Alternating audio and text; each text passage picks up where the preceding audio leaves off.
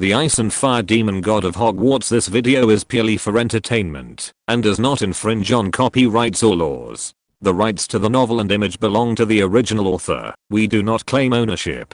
Don't like waiting and want to listen to this fanfic in full now? Subscribe to our Patreon, where you'll find the best fanfics. Chapter 526. Taking Back the Prophecy Crystal Ball. A joint attack of 15 killing curses. Name of the player in the illusion. Irving Farley roleplayed, or a plot summary of the illusion. Death Eater Antonin Dolohov hijacked the Prophecy Crystal Ball from the Department of Mysteries. You are an aura sent by the Ministry of Magic. Please carry out the Ministry's mission and take back the Prophecy Crystal Ball single-handedly. Ongoing mission. Optional clearance plan 1. Smash the Prophecy Crystal Ball and kill all the Death Eaters ambushing in Nocturne Alley. Optional clearance plan 2. Take back the Prophecy Crystal Ball from Dolohov, but make sure the Prophecy Crystal Ball is intact. The blue screen in front of Irving was the attribute panel given by the alchemy detector. After seeing the mission requirements of this illusion test, Irving's mouth twitched uncontrollably. You know, Irving was also present in the battle where Lin and Irina killed Antonin Dolohov. He saw with his own eyes that Irina restrained Dolohov with her ice crystal spear, and that Lin shot Dolohov to death with a wave of alchemical magic. He could still vividly remember the scene of the golden beams whipping Dolohov's corpse. Unexpectedly, this high difficulty illusion array would reproduce Dolohov, who had long been dead in reality, in the illusion, and he also became one of the NPCs in his illusion test. Plan 2 still has to be timid for the sake of the integrity of the Prophecy Crystal Ball, which is too uncomfortable, right? I choose plan 1. Irving chuckled and made his choice. The blue screen flashed and disappeared in front of Irving, and Irving, holding the magic wand, walked step by step towards the depths of Nocturne Alley. Irving had not taken a few steps when the first wave of ambush by the Death Eaters arrived. Two figures wearing black wizard robes and Death Eaters exclusive masks appeared in the two shops in front of Irving at the same time. At the same time, Death Eaters appeared on the eaves of the shops in front of Iwin's left and right, and even behind him. Avada Kedavra. Avada Kedavra. 5 killing curses were cast almost instantly, and the 5 dark green beams shot towards Iwin from 5 different directions, carrying the threat of endless death. Among the 5 dark green beams, there was one that came from behind Iwin, which was completely in Iwin's blind spot. In the room, where every request is granted, the little wizards who were sitting obediently on the ground all exclaimed, after seeing the scene that Lin En projected in front of them with the light screen. Some of the timid little wizards were so scared that they closed their eyes. Under the simultaneous attack of the 5 killing curses, almost all the little wizards thought that Iwin was doomed. However, Iwin's actions were beyond everyone's expectations. Irving's mouth curled up slightly, as if he sensed the sneak attack from behind. He just turned his body slightly and dodged the green light behind him. Irving was like dancing a waltz. His figure slid gracefully, and he dodged the remaining 4 killing curses one by one. Irving's eyes showed a disdainful look. This kind of killing curse that only hits the target straight and can't even predict and block the movement, let alone 5. Even if there are 10, no, 50, there is no possibility of hitting him. While dodging, Irving was also waving his wand to fight back. God's Edge without shadow. Irving whispered in his mouth and pointed the wand in his hand at the Death Eater on the eaves of the shop in front of him on the right. The invisible blade broke through the air and took off the head of the Death Eater. While waving the wand, his left palm also turned up towards the Death Eater in front of him on the left, who was half out of the shop. Swish! A lightning flashed from Irving's palm and broke through the air in an instant. A dazzling light flashed before everyone's eyes, and the Death Eater hiding in the shop in the left front had half of his body blown into pieces, and it looked like he was going to die. At the moment when Irving shot the palm lightning, he turned around and shot a shadowless sword towards the trajectory of the killing curse in his memory. Afterwards, Irving didn't care whether his shadowless sword hit the target, but immediately turned around and shot another shadowless sword at the Death Eater on the eaves of the shop in the left front. After a breath, two screams sounded in front of Irving and behind him. The two Death Eaters were both cut off half of their heads by the shadowless sword, and after the last scream, they died completely. Before the last Death Eater could react, Irving raised his wand and a bolt of lightning struck from the sky, splitting the last Death Eater into charcoal. After killing the 5 ambushing Death Eaters, Irving quickened his pace and chased forward faster. According to the plot of the illusion test, he was going to catch up with Dolohov, who stole the prophecy crystal ball, which meant that, if Dolohov ran away with the prophecy crystal ball, Irving's mission would fail. And Lin said that the only way to fail this mission was death. Irving could imagine that, if he let Dolohov run away with the prophecy crystal ball, then in order to kill him in the illusion array might generate a Voldemort himself in front of him. Thinking of this, he chased faster. On the way of pursuit, more and more Death Eaters appeared in Irving's field of vision and cast the killing curse to attack him. The hiding places of these Death Eaters were simply hard to guard against. Death Eaters could stick their heads out from behind windows, on rooftops, in shadows, and even under manhole covers to attack Irving. Not only that, the combat level of these Death Eaters attacking Irving seemed to be gradually increasing. The killing curses that attacked Irving flew straight at Irving at the beginning, but later they were able to predict Irving's movement trajectory, and even several Death Eaters attacked together, using the killing curse to block Irving's retreat, and then tried to use the killing curse to decide the outcome. Fine beads of sweat appeared on Irving's forehead. He dodged from the double team of 15 killing curses with great effort, and waved his wand to respond to the Death Eaters who were ambushing here. Of the 15 killing curses just now, 12 were trying to block his retreat, 2 were predicting the direction of his movement, and only 1 was coming straight at him. Even if he dodged a millisecond late, the incoming killing curse would hit his shoulder and kill him. Chapter 527. Kill with one blow, the final palm thunder. Looking at the Death Eaters emerging from all directions, Irving's expression was unprecedentedly cautious. Although he had personally faced real Death Eaters in the Battle of Little Hangleton Village, and killed many of them, it was Irina who was the main force, and he only played a supporting role. Fighting 1 against 15 was a great challenge for Irving. You know, the magic level of these Death Eaters generated by illusions will continue to increase as Irving continues to go deeper into Nocturne Alley, and at this point, the magic level of these Death Eaters is no different from that of real Death Eaters. In other words, except that Irving will not really die if he is killed here, he is no different from fighting 15 Death Eaters on the battlefield alone. Irving gently waved his wand, and an invisible shield gathered around him. Irving understood that when facing the joint attack of 15 Death Eaters, he must gain enough advantages for himself as quickly as possible, even at the cost of disadvantages later.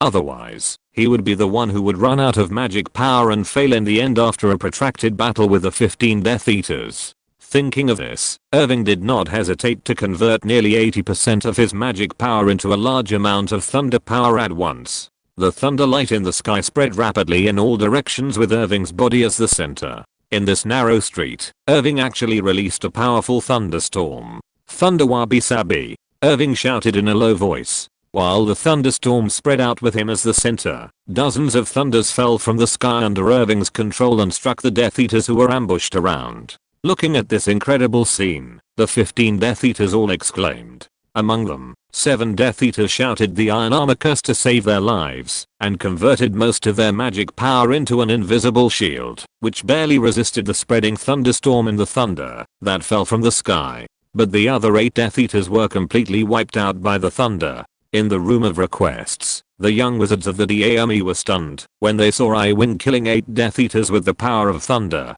They couldn't believe that someone could control the power of thunder and release such a powerful spell. The 8 Death Eaters were as fragile as ants in front of Iwin's thunder. Even those Death Eaters who were stirring up trouble were like this, so how weak would they be when they were just starting out? Exclamation mark. And how powerful would Iwin be who could do all this? Exclamation mark. Although Iwin was still a long way from being a Demon King level wizard, in the eyes of these young wizards, Iwin, who could summon dozens of thunders to kill Death Eaters, was already in the same echelon as Lin En. In the illusion, after consuming 80% of his magic power and releasing this extremely powerful attack, Iwin felt that his physical strength was already a little exhausted. Looking at the remaining 7 Death Eaters, Iwin no longer used the powerful but very heavy consumption of magic power of thunder, but fought with the 7 Death Eaters in a conventional way. With Iwin's combat experience, relying on the remaining 20% of thunder power in his body, it was still no problem to kill the 7 Death Eaters whose formation had been broken up. After all, none of these Death Eaters reached the magic level of elite auras. Iwin waved his wand twice in succession, and 2 silent spells of divine swords broke through the air and cut off the heads of 2 Death Eaters in succession. After releasing the divine swords, Iwin quickly turned around and cast an explosion spell at the Death Eater behind him, and then quickly cast a powerful armor spell at himself. The explosive curse blew the 3rd Death Eater's body into pieces. Even his heart was shattered. The ironclad charm that enveloped him deflected the dark magic fired by the other 4 Death Eaters. The number of enemies was reduced again, which made it much easier for Irving to deal with them. Irving cast an illusion charm on himself, and his figure quickly moved between the 4 Death Eaters. Every time his figure appeared, he would be accompanied by a powerful shadowless curse. In just 30 seconds, the remaining Death Eaters were completely killed. After killing these Death Eaters, Irving just wanted to take a breath, but his face suddenly changed, and he cast an ironclad charm behind him. The next moment, a dark red light hit Irving's back, and after being blocked by the invisible shield, it exploded. Irving turned his head with sharp eyes, but found that Dolohov, holding the prophecy crystal ball, appeared on a roof not far away. Seeing Dolohov, Irving narrowed his eyes. Obviously, Dolohov holding the prophecy crystal ball is the final boss of this illusion test. If Irving guessed correctly, the Dolohov generated by the illusion test might be the same as the Dolohov who died in the hands of Lin and Irina, with the magic level of an elite aura, that is, the same as his magic level. However, the Dolohov in front of Irving is still in its prime, but the magic reserve in Irving's body is less than 20%. This means that Irving must kill Dolohov before the magic power in his body is completely exhausted, which is a great test for Irving's combat experience. However, after witnessing the battle between Lin and Irina and Dolohov, Irving also has a certain understanding of Dolohov's moves, which allows him to not have to start from scratch to test the opponent's strength. Irving launched a fierce attack. Knowing the opponent's moves, Irving beat Dolohov to retreat. Irving's guess was not wrong. This Dolohov, who was created by the illusion and used the old chemical detector to provide computing power for the server, was not much different from the Dolohov in his lifetime. Even their fighting habits were very similar.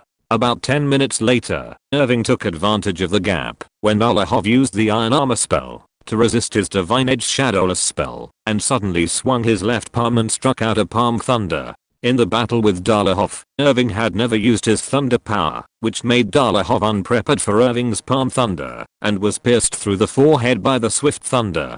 Chapter 528, Goals before the Battle of the Department of Mysteries. After killing Dolohov, who was created by the illusion, Irving collapsed to the ground. That palm thunder consumed all the remaining magic power in Irving's body except for the magic power used to maintain his body. If this attack could not kill Dolohov, then Irving would completely lose the power to resist. Let's not talk about whether Irving's continued attack would be effective. In this situation, where his magic power is almost exhausted, every time he uses a strand of magic power, it will cause permanent damage to his body. But fortunately, Irving's palm thunder succeeded. After Irving completed the illusion test, the illusion finally dissipated. He staggered out of the illusion array and fell to the ground. Lin En patted Irving on the shoulder and said nothing more. In fact, this illusion test tailored for Irving has not reached the level of the real high difficulty mode, and the crisis Irving encountered in this illusion test is not the limit of Irving's full strength.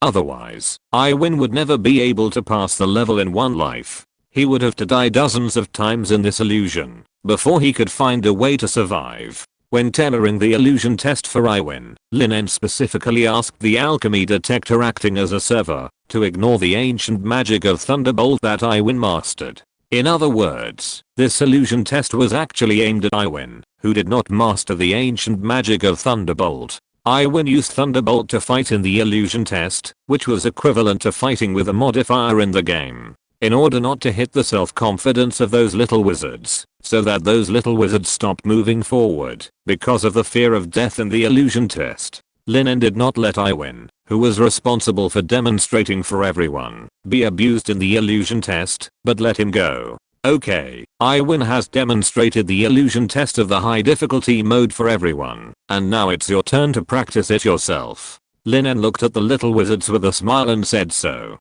As Lin En spoke, he gently waved his magic wand in the direction of the illusion arrays, and the remaining illusion arrays were activated one after another. However, under the control of the alchemical detector, the light emitted by the 5 illusion arrays seemed to dim a little. Just like the illusion test that Irving experienced, Lin En did not make it difficult for these young wizards at the beginning, but randomly gave them some ease. This so-called random ease is to let the alchemical detector randomly ignore one of the abilities they master when scanning the attribute panels of these young wizards, and tailoring the illusion test for them. For example, what Irving ignored was the ancient magic of thunder. If those young wizards ignored the escape magic such as the disillusionment charm, then their success rate of using the disillusionment charm for tactical transfer and sneak attacks would be greatly improved, because the enemies generated by the illusion test would assume that they did not master the magic of the disillusionment charm. In addition, those little wizards who ignored the God of Swordsmen were lucky.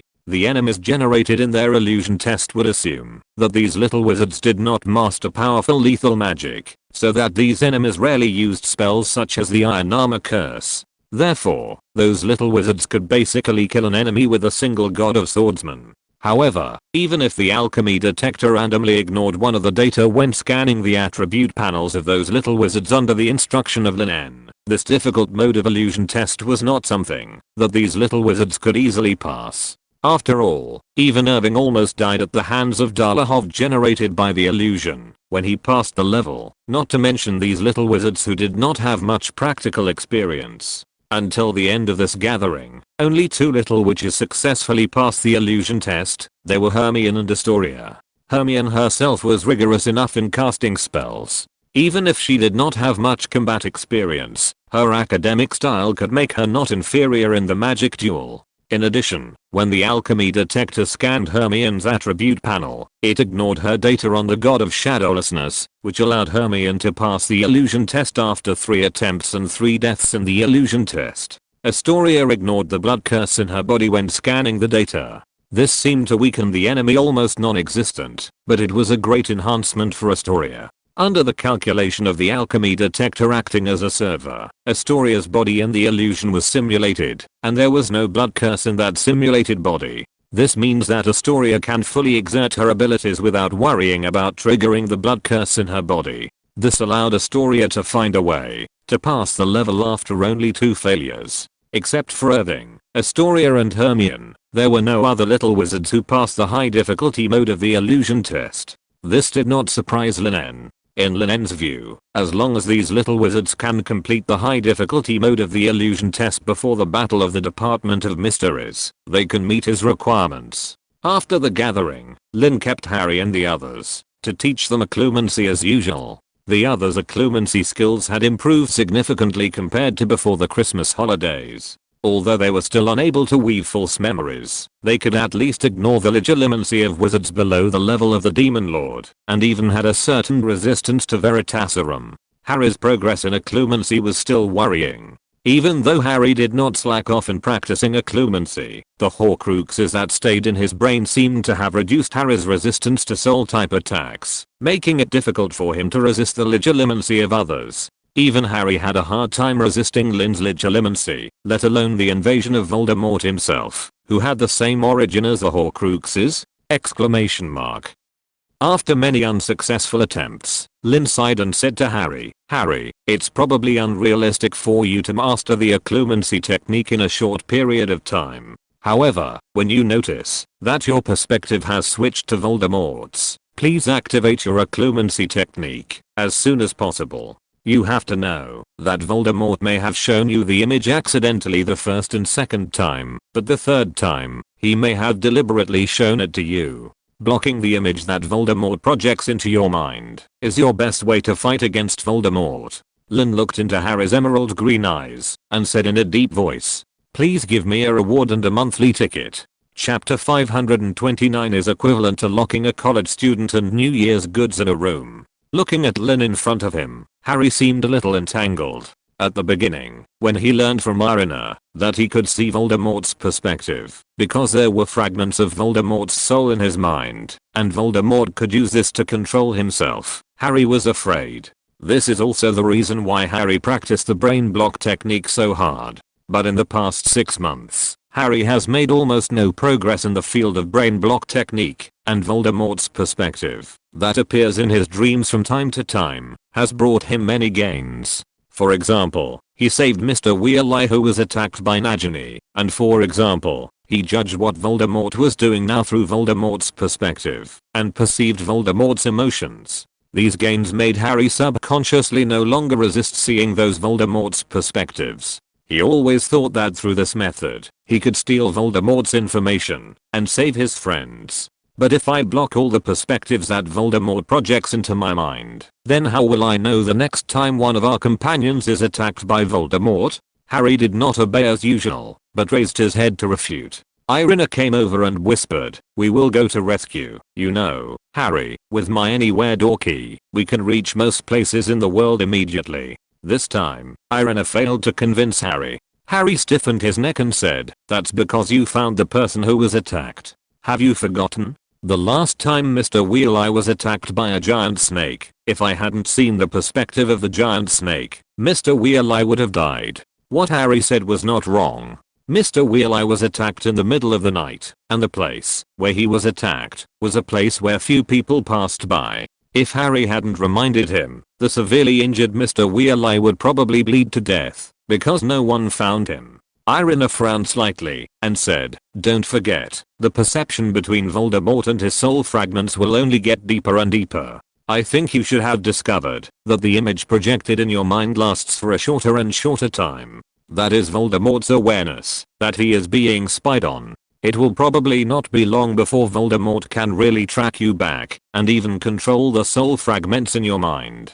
If he deliberately weaves a false picture for you as a trap, will you be easily hooked?" Irina asked back. Harry was silent for a long time before he said, "I will pay attention." Seeing this, Lin and Irina both rubbed their eyebrows at the same time. This child is so stubborn. Irina even missed Harry a few years ago. Harry at that time, oh, he looked like Lily. Harry now, oh, he is simply James. Forget it. If one day you notice that the duration of the images projected into your mind has changed significantly, or the content of the images is not realistic, then you must be alert and use the brain block to block your brain. Because at that time, it is very likely that Voldemort is at work. Irina said in a deep voice. If Harry is very effective in practicing the brain block, then they can ask Harry to use the brain block to isolate the influence of the Horcrux in his mind. But now Harry can't even resist the invasion of the Horcrux. Maybe Harry can block it, or ignore it, as soon as the Horcrux projects the image into his mind, but from Harry's current attitude, he doesn't seem to be willing to do so.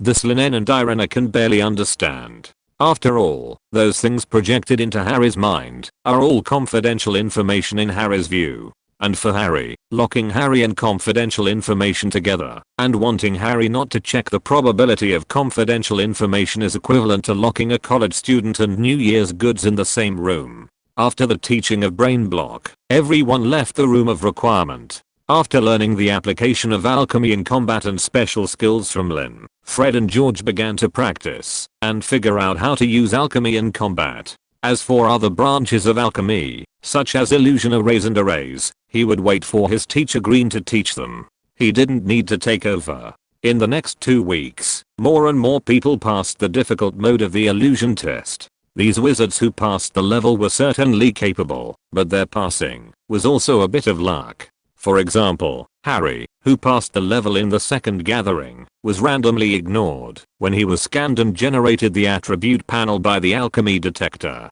This made the enemies in the illusion assume that Harry didn't know the disarming spell, which allowed Harry to kill a lot in the illusion and complete the task in the illusion test on his 4th life. Of course, Harry's luck was not always online. In the third gathering, Harry was beaten back to his original form and died in the illusion for 5 consecutive times, leaving the stage regretfully. The same was true for several other young wizards who had managed to pass the test. They were able to pass the test this time, but in the next gathering, they were beaten by the enemies in the illusion and fled in panic. But even so, they were able to pass the test once, which was enough to be envied by others. After all, even if their success was due to luck, luck is also a part of strength. In the 3 gatherings of this semester, the number of young wizards who passed the illusion test was 5, which was about 1/12 of the total number. On the next Monday after the 3rd gathering, another big event happened in Hogwarts Castle. That is, Professor Trelawney, who was the professor of divination, was fired by Umbridge using his authority. At the end of the dinner that day, the woman's cry from the direction of the hall attracted the attention of the young wizards in the hall. At this time, the hall was crowded with people. The young wizards who had finished dinner came out of the hall to see what happened, and many people were crowded on the marble stairs. The onlookers formed a big circle. Some of them looked shocked, and others looked terrified. Professor McGonagall was there too, and she seemed distressed by what was happening. Professor Trelawney was standing in the middle of the hall, with her wand in one hand and an empty bottle in the other, looking completely mad. Chapter 530, Difficult. Then don't do it. Her hair was all tangled, her glasses were crooked, making one eye look much bigger than the other, and her countless scarves and shawls hung down in a mess, making her look tattered. There were 2 large boxes at her feet, one of which was upside down, as if it had been thrown down the stairs.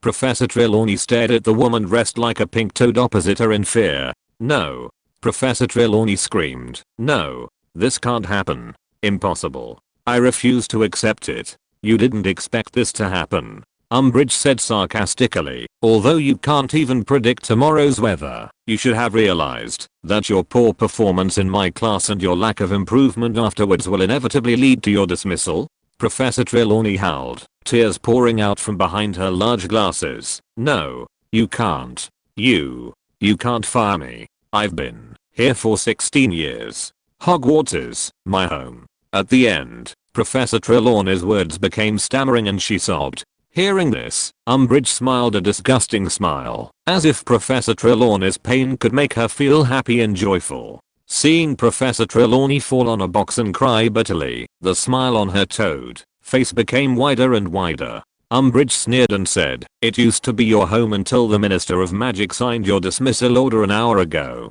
Now please leave the hall. You are embarrassing us now." Umbridge stood there, watching Professor Trelawney trembling and sobbing there with a gloating look, swaying back and forth on the box with waves of grief. On the marble steps, Lavender and Parvati were hugging each other and crying silently. They were the ones who believed in Professor Trelawney the most among all the little wizards who had taken Professor Trelawney's divination class. This made them not want Professor Trelawney to leave. At this moment, Professor McGonagall squeezed out of the crowd, walked straight to Professor Trelawney, patted Professor Trelawney's back vigorously, and pulled out a large handkerchief from her robe.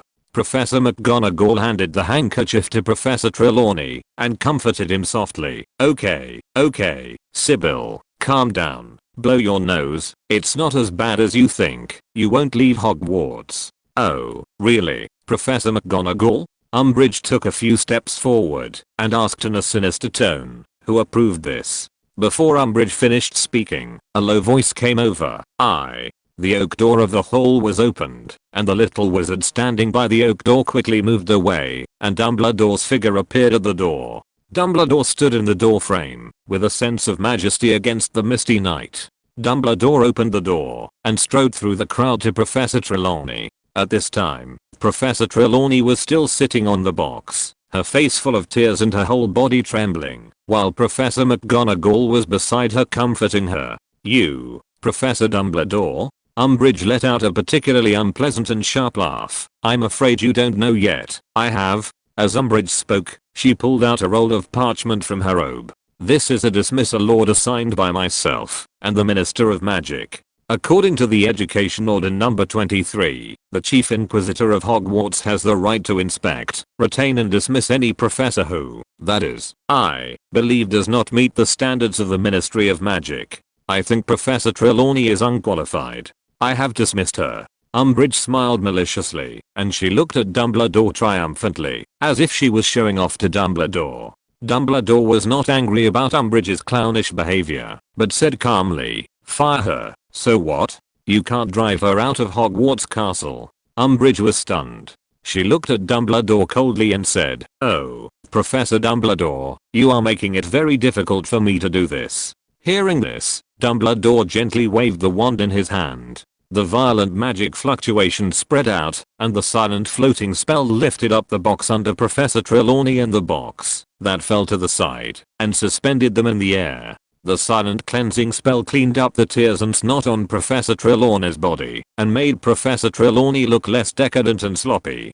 Difficult? Then don't do it, Dumbledore said lightly. He waved his hand in the air, and Professor Trelawney was pulled behind him by an invisible force. Dumbledore looked at Umbridge indifferently and said, "Of course, as the Supreme Inquisitor, you can fire my professor, but I'm afraid you have no right to expel her from the castle. I think this power probably belongs to me as the headmaster." Not far away, Lin looked at everything that happened here thoughtfully. Although the trajectory of fate has not changed, judging from Dumbledore's attitude and behavior alone, he is obviously much tougher than in the original book. Even if he was not worried about affecting their plans, Dumbledore would not let his appointed professors suffer such grievances. Dumbledore looked at Professor McGonagall, and his tone finally became gentle. "Please take Sybil upstairs, okay?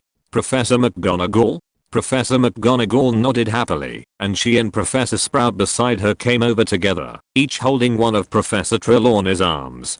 Professor Flitwick took over Dumbledore's levitation spell, held Professor Trelawney's box, and followed the three upstairs. Obviously, even though Professor Trelawney's teaching was not very satisfactory to other professors, there was still a certain affection between these professors, and it would not be an exaggeration to say that they were family. And Umbridge, this outsider, this unpleasant guy, wanted to hurt their families, so these professors were naturally reluctant. Seeing the actions of Dumbledore and the three deans, Umbridge seemed stunned. She didn't expect Dumbledore to be able to do this. Umbridge thought that she had done a perfect job when she and Fudge jointly formulated these so-called education orders, but Dumbledore was able to find a reasonable loophole in the law and keep Professor Trelawney. This made Umbridge very unhappy. Chapter 531 The future trajectory has been distorted. After a long while, Umbridge asked, "What are you going to do with her when I appoint a new divination professor and need her room?" "Oh, that's no problem," Dumbledore said lightly. "You see, I have found a divination professor who is willing to live on the first floor of the castle." Hearing Dumbledore's words, Umbridge's face changed. Umbridge asked in a sharp and piercing voice, "What? You have found one? I remind you, Dumbledore, according to the Education Order number 22. Before Umbridge finished speaking, Dumbledore interrupted her. Dumbledore said coldly, "When and only when the headmaster cannot find a suitable candidate, the Ministry of Magic has the right to appoint a professor. I'm happy to announce that I have found one this time. Do you want me to introduce it?" As he said that, Dumbledore turned his head to the door, and the fog in the night drifted in from the door. Not long after, a sound of horse hooves came from outside the hallway. The young wizards whispered in fear in the hall, and the young wizards outside the door retreated further. Some even stumbled. A face appeared in the mist outside the door, followed by a surprising body. It was light golden hair, amazingly blue eyes, and a human head and limbs were placed on a light brown horse. Yes, the new Professor Dumbledore found for the divination class is a centaur. "This is Fiennes, my newly appointed divination professor," Dumbledore said to the stunned Umbridge in a brisk tone. "I think you will find him very suitable." Looking at the centaur Fiennes at the door, Umbridge was stunned. After a long while, she let out a sharp explosion. "What? Dumbledore, you actually chose a centaur? A centaur? You actually chose a centaur to be a professor at Hogwarts? Is there any problem?" Dumbledore asked with a chuckle. "It is the headmaster's freedom to appoint a professor, isn't it? I think the Ministry of Magic should not have any laws to restrict this." Umbridge pointed at Dumbledore in disbelief, as if she thought that Dumbledore did this deliberately to anger her. You. Umbridge's hand trembled as she pointed at Dumbledore. The next moment, she rolled her eyes and fainted. At the moment when Umbridge fainted, Lin found that the corners of Dumbledore's mouth were barely noticeable. After learning that the Professor of Divination was replaced by the Centaur Fiennes, Harry was looking forward to the next divination class. He was very curious about how Fiennes would teach them a divination class. 4 years ago, during the Forbidden Forest incident, Harry was carried away by the Han Fang after he fainted due to the intervention of Lin and Irina. Therefore, he had not come into contact with Fiennes. Harry's meeting in the divination class would be his first meeting with Fiennes. However, no matter how well Fiennes taught, it should be better than that liar Professor Trelawney. Harry thought so in his heart. When Harry came to this divination class, he was only amazed. Under Dumbledore's transformation, the floor of classroom 11 used for divination class became soft moss, and the trees grew from under it. Their branches were full of lush leaves, fan-shaped across the ceiling and windows, and beams of soft, mottled green light poured into the whole room. The young wizards who arrived first sat on the mud with their backs against tree trunks or large stones. Some hugged their knees with their arms, and some crossed their arms tightly in front of their chests, all looking very nervous. Fiennes, who was already a professor of divination, stood in the middle of the treeless open space. Before the divination class officially began, Fiennes was not stingy with his time. He talked to the young wizards in a friendly manner for a long time. Not long after, Fiennes gave Harry and the others a divination class that was unique to centaurs. He shook his long silver tail, raised one hand, pointed to the dense leaves above his head like a canopy, and then slowly lowered it. As he moved, the light in the room dimmed. Now Harry and the others were like sitting in a clearing in the woods at dusk, with a starry sky on the ceiling. Fiennes also made predictions about the stars for everyone, based on the starry sky on the ceiling. In the past 10 years, there have been various signs that the wizarding world is just enjoying a brief period of peace between two wars. Mars, which can bring war, is shining brightly above our heads, indicating that war will definitely break out again in the near future. As for how long it will take, the centaurs may be able to try to predict it by burning several herbs and leaves and observing the smoke and flames. Fiennes said this and taught everyone the centaur's prediction method. The best way for the centaurs to predict the future is to observe the stars, but in addition to observing the stars, the centaurs also use the method of burning sage and sweet mallow, and observing their smoke to observe the future.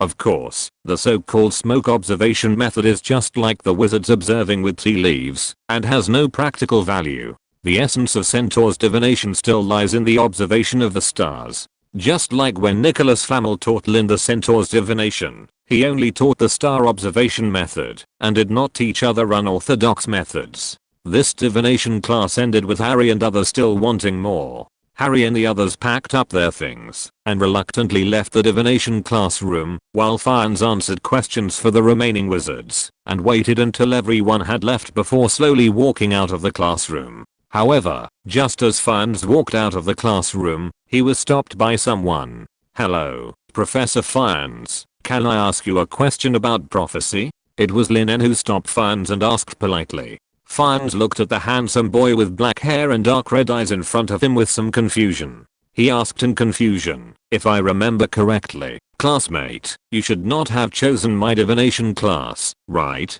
Lin En smiled faintly and said, "Yes, but I have a certain understanding of the starry sky prophecies of the centaurs. I just heard your predictions about the future outside the classroom. But I think that should not be the answer the professor got by observing the starry sky. Or, the trajectory of the future has been distorted, and the signs of the starry sky have also changed, or are they becoming more and more blurred?" Lin En chuckled and looked at Fiennes' blue eyes. He asked softly.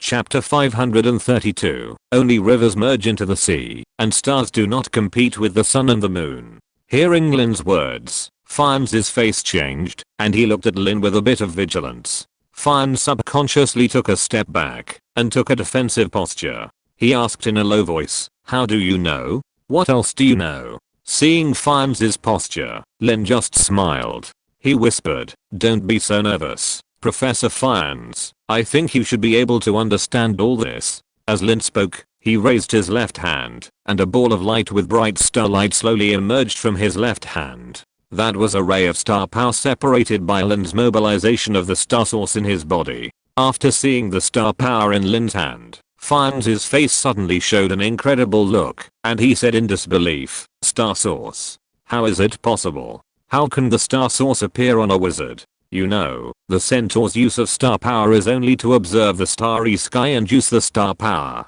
to complete the prediction of future major events. Nicholas Flamel was inspired by the centaur's stargazing and divination to absorb the power of the stars into his body and turned it into a part of his own power. Therefore, when Fian saw that the origin of the stars, which he believed in very devoutly, was now in the hands of Lin En, a 6th grade wizard, it is conceivable how his three views would collapse. The origin of the stars is like the magic power from the outside world. It is not visible but untouchable. The efficiency of directly using the origin of the stars for observation is naturally higher than observing the starry sky, Lin En said softly. When he raised his hand, the star power in his hand turned into a starry sky on the ceiling of classroom number 11. Under the magic cast by Dumbledore, the ceiling of classroom number 11 can present the outside sky, but that is the result of magic projecting the outside world onto the ceiling, not the real starry sky. This false starry sky does not contain any star power, and Fians cannot feel the power contained in this false starry sky. Perhaps Fians could use his knowledge of centaurs to see a certain future from this false starry sky, but that was not centaur's starry sky divination, but closer to the so-called arithmetic divination. But the starry sky that Lin En used the power of the stars was different. Fians could feel the existence of the starry sky from this starry sky, and even use the starry sky power to do real divination on the starry sky on the ceiling. Back to the original question. Professor Fians, if I'm not mistaken, the divination results you gave in the divination class should be the divination conducted by the centaurs a year or even several years ago, right? Lin En stared straight into Fians' eyes and said so. Fians sighed softly, and he stepped aside to let Lin En walk into classroom number 11, and then close the door of the classroom again. Yes, as you said, what I gave was the result of divination 5 years ago. Now we use the stars to predict the future, but we find that the future seems to be covered with a veil and becomes blurred. The outbreak of conflict has long been inevitable. The end of complacency is destruction. Only when the rivers merge into the sea and the stars do not compete with the sun and the moon, can we. This is the prophecy we got, and the content behind it seems to be erased by some power, and cannot be seen. Fian said in a deep voice. Only when the rivers merge into the sea and the stars do not compete with the sun and the moon. Lin En thought, what do these images represent? Exclamation mark. Lin En can be sure that this prophecy is not about the war between them and Voldemort in the future, but a more distant future. Although Lin En also used the centaur's starry sky divination to try to get this prophecy about the future. But compared with the centaurs who spent their whole lives serving the starry sky, Lin En, who observed the starry sky only to gain its power and created the purple star sky fire, is naturally far less accomplished in starry sky divination than these centaurs. All Lin En could see was that the outbreak of conflict has long been inevitable, and the end of standing still is destruction. Judging from the content of these two prophecies, perhaps this prophecy still refers to their future war with Voldemort, but after combining the content of the latter two prophecies given by Fians, Lin En ruled out this possibility. Thinking of this, Lin En sighed softly.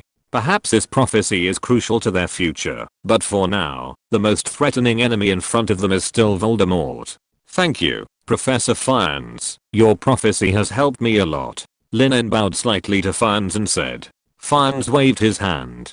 He knew very well that, even if he didn't tell Lin En the content of this prophecy, Lin En, who mastered the origin of the stars, could always rely on his own divination to figure it out. Since Lin En would know the content of this prophecy sooner or later, he told Lin En directly, and could also make the other party accept his favor. This is definitely a sure win business. Lin En gently waved his left hand, and the star power that had previously transformed into a starry sky on the ceiling peeled off, and turned into a ball of light in his palm. The next moment, the ball of star power flew out under Lin En's control and surrounded Fians.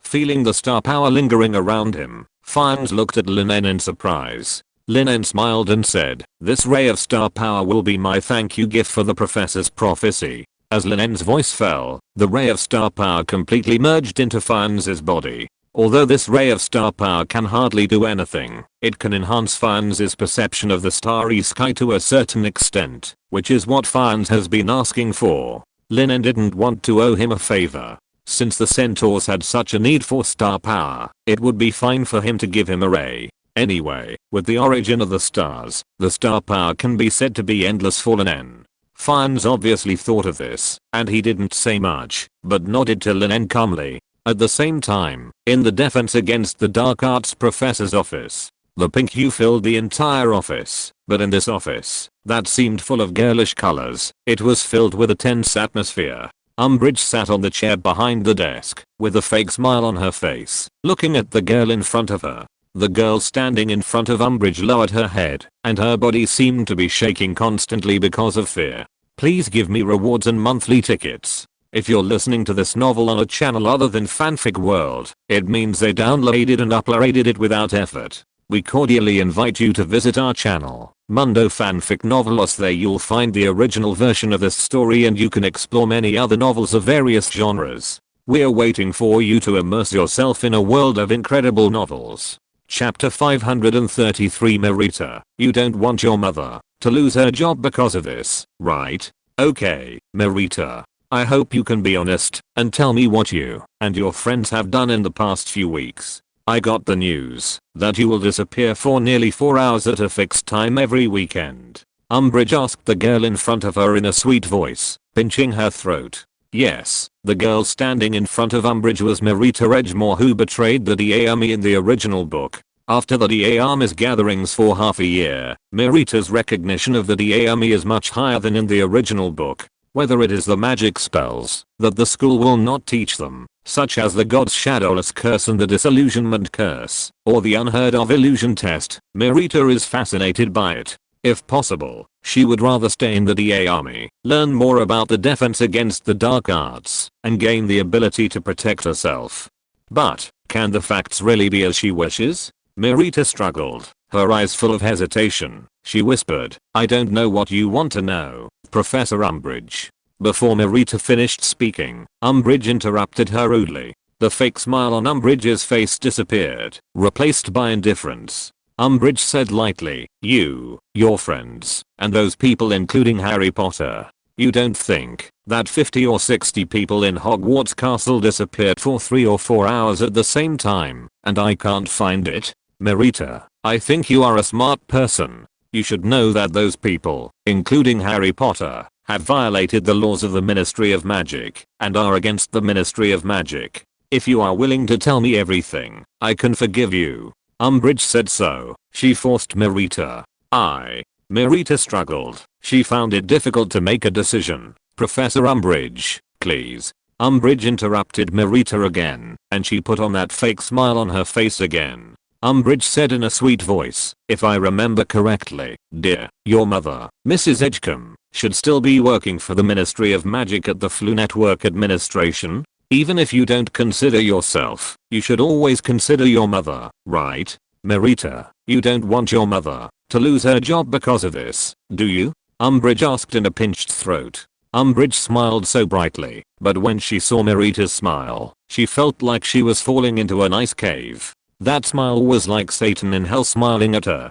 Apart from making Marita feel scared, it couldn't bring her any warmth at all. Marita and Mrs. Edgecombe depended on each other for life, but now Umbridge threatened her with her mother, which made her lose all the power to resist. I will take you to catch them at their next gathering, Professor Umbridge. Marita said softly. Marita thought clearly. Maybe the DA Army helped her a lot, but compared with her mother's work, even the partners in the DA Army who were with her day and night were just victims that could be abandoned at any time. After all, she told Umbridge the secrets of the DA Army, and her partners were only caught and punished by Umbridge. But if she kept the secret, her mother would lose her job. Marita persuaded herself in this way in her heart, and her expression became firm. Yes, no matter what kind of punishment those people would suffer, and what price they would pay for this, those people were just outsiders after all. How could it be more important than keeping Mrs. Edgemore's job in the Flu Network Administration? Marita thought so, and finally made a decision to tell Umbridge all the secrets of the DA Army. However, when she was about to say it, she suddenly remembered the magic contract that Lin asked every member of the DA Army to sign. Marita asked for help and said, Professor Umbridge, but they forced me to sign a magic contract that I cannot disclose secrets. If I disclose secrets, I may be severely punished." Hearing this, Umbridge just sneered. Umbridge said, "Don't worry, dear. As long as I can catch them, I can force them to lift the punishment of the magic contract. Since there is a magic contract, you can tell me their secrets after I catch them." Although Mirita has the intention to betray, she has not betrayed yet. In other words, before she takes the actual action of taking Umbridge to arrest the members of the DA army, or telling Umbridge the secrets of the DA army, she will not be backlashed by the magic contract for the time being. This can be regarded as Mirita taking advantage of the loophole in the magic contract. Mirita nodded and said, "Okay, Professor Umbridge. Then please say a few good words for my mother in the ministry." Umbridge smiled even more happily. She patted Mirita on the shoulder and said with satisfaction, "Okay, okay." Mirita and Umbridge thought their plan was perfect. But little did they know that the conversation in the Defense Against the Dark Arts professor's office had already been transmitted through the sound transmission alchemy array by the DA army badge worn on the inside of Mirita's wizard robe. At the same time, in Dumbledore's headmaster's office, Dumbledore sat behind the desk, and Irina sat opposite him, with a cup of hot black tea in front of them. On the desk between Dumbledore and Irina, there was a DA army badge flashing with golden light, which was constantly broadcasting the voices in the Defense Against the Dark Arts professor's office in real time. It seems that Mirita has chosen to betray. Irina shook her head regretfully. Her performance at the rally was not bad. From Lin, Irina learned in advance that, after betraying the DA army, the magic contract will bring a price to the betrayer, which will be unbearable for the betrayer. Dumbledore said softly, "This is also part of your plan, isn't it?" At this time, the door of the principal's office was pushed open. It was Lin who walked in from the door, after finishing the conversation with fans. Of course, Lin chuckled, "But this is also an opportunity for you to temporarily leave Hogwarts Castle and look for clues to the Horcrux, isn't it?" Chapter 534 Ruined Her Future. Dumbledore still had some worries in his eyes. He did have some clues about the whereabouts of the Horcruxes. Although it was his plan to take this opportunity to find Voldemort's Horcruxes, he was really worried about the little wizards in the castle. Especially when Umbridge, a politician, was still dominating the castle. Dumbledore sighed and said, "You know, I'm still a little worried." Lin smiled and said, "Don't worry, Professor Dumbledore. With us here, Umbridge can't make any big trouble here. What's more, in addition to us, there are Professor McGonagall and the others. You have to trust the professors." Dumbledore nodded slightly. Even if Umbridge abused her power and made a mess in the castle, Professor McGonagall, who was also the vice president of Hogwarts School of Witchcraft and Wizardry, could always restrain her. In terms of caring for the little wizards, Professor McGonagall was no less than Dumbledore. Moreover, with Lin, who is also a demon-level wizard, around, even if Voldemort attacks Hogwarts Castle while Dumbledore is away, Lin can keep him out. At worst, Lin can delay until Dumbledore arrives. After all, Dumbledore is only looking for clues to the Horcruxes, not isolating himself from the world. As long as the information can be passed to Dumbledore, Dumbledore can use the Phoenix Force's flame apparition to reach Hogwarts Castle as soon as possible. After deciding on the next plan, Dumbledore fell silent again. After Lin En and Irina had finished 2 cups of black tea, Dumbledore hesitated and said, "Mirita's actions violated the magic contract. I don't know what the punishment for betrayal you set is, but if possible, I hope her life will not be threatened. I know that betrayal is shameful and the most unforgivable, and Mirita, who chose to betray, should be punished, but in any case, she is still a student of Hogwarts now, and I don't want her life to be in danger." Dumbledore said in a low voice. He had been betrayed before, and he knew how hateful those traitors were. But as the headmaster of Hogwarts, Dumbledore could not sit idly by and watch a student, a child who was not yet an adult, and whose values had not yet been established, pay the price of disability or even life for this. Hearing this, Lin En chuckled and said, "Don't worry, Professor Dumbledore. The punishment of the magic contract is not to hurt her body, but to ruin her future, and that is the price she should pay." Time soon came to the day of the next assembly. When all the wizards who participated in the gathering came to the room of requirement, Lin looked around and found that Marita was not there. At this time, the wizards who came to the gathering had already found a cushion to sit down as usual, waiting for Lin to refine the illusion array and let them take turns to take the illusion test. Facing the expectant eyes of these wizards, Lin put away his wand. He looked at everyone and said with great regret, "I'm sorry, my friends. I have to tell you that today's gathering cannot go on." Hearing Lin's words, a group of wizards suddenly burst into a noise. They discussed in disbelief, wondering why Lin suddenly wanted to stop this gathering. Isn't the time and place of each gathering decided by Lin? Exclamation mark. Facing the doubtful eyes of the crowd, Lin En said softly, "Although I don't want to believe it, I must tell you that unfortunately, there is a traitor among us. That traitor betrayed all of us and used all of us as sacrifices to please Umbridge. During this rally, she will bring Umbridge to arrest us and destroy our achievements in the past 6 months." Lin En said in a deep voice. Hearing this, everyone was in an uproar. They frantically searched among the crowd around them, trying to find the traitor who not only did not participate in the rally today, but also wanted to inform Umbridge. "It's Marita. She didn't come today," Zhang Qiyu from Ravenclaw College said in disbelief. If Marita was not the only little wizard who didn't come today, she really didn't want to believe that Marita actually betrayed all of them. "So, what are you waiting for? I think Umbridge is on her way. Run. Run before you are caught by that damn pink toad," Lin said loudly, and with a wave of his wand, the door of the room of requirement was opened.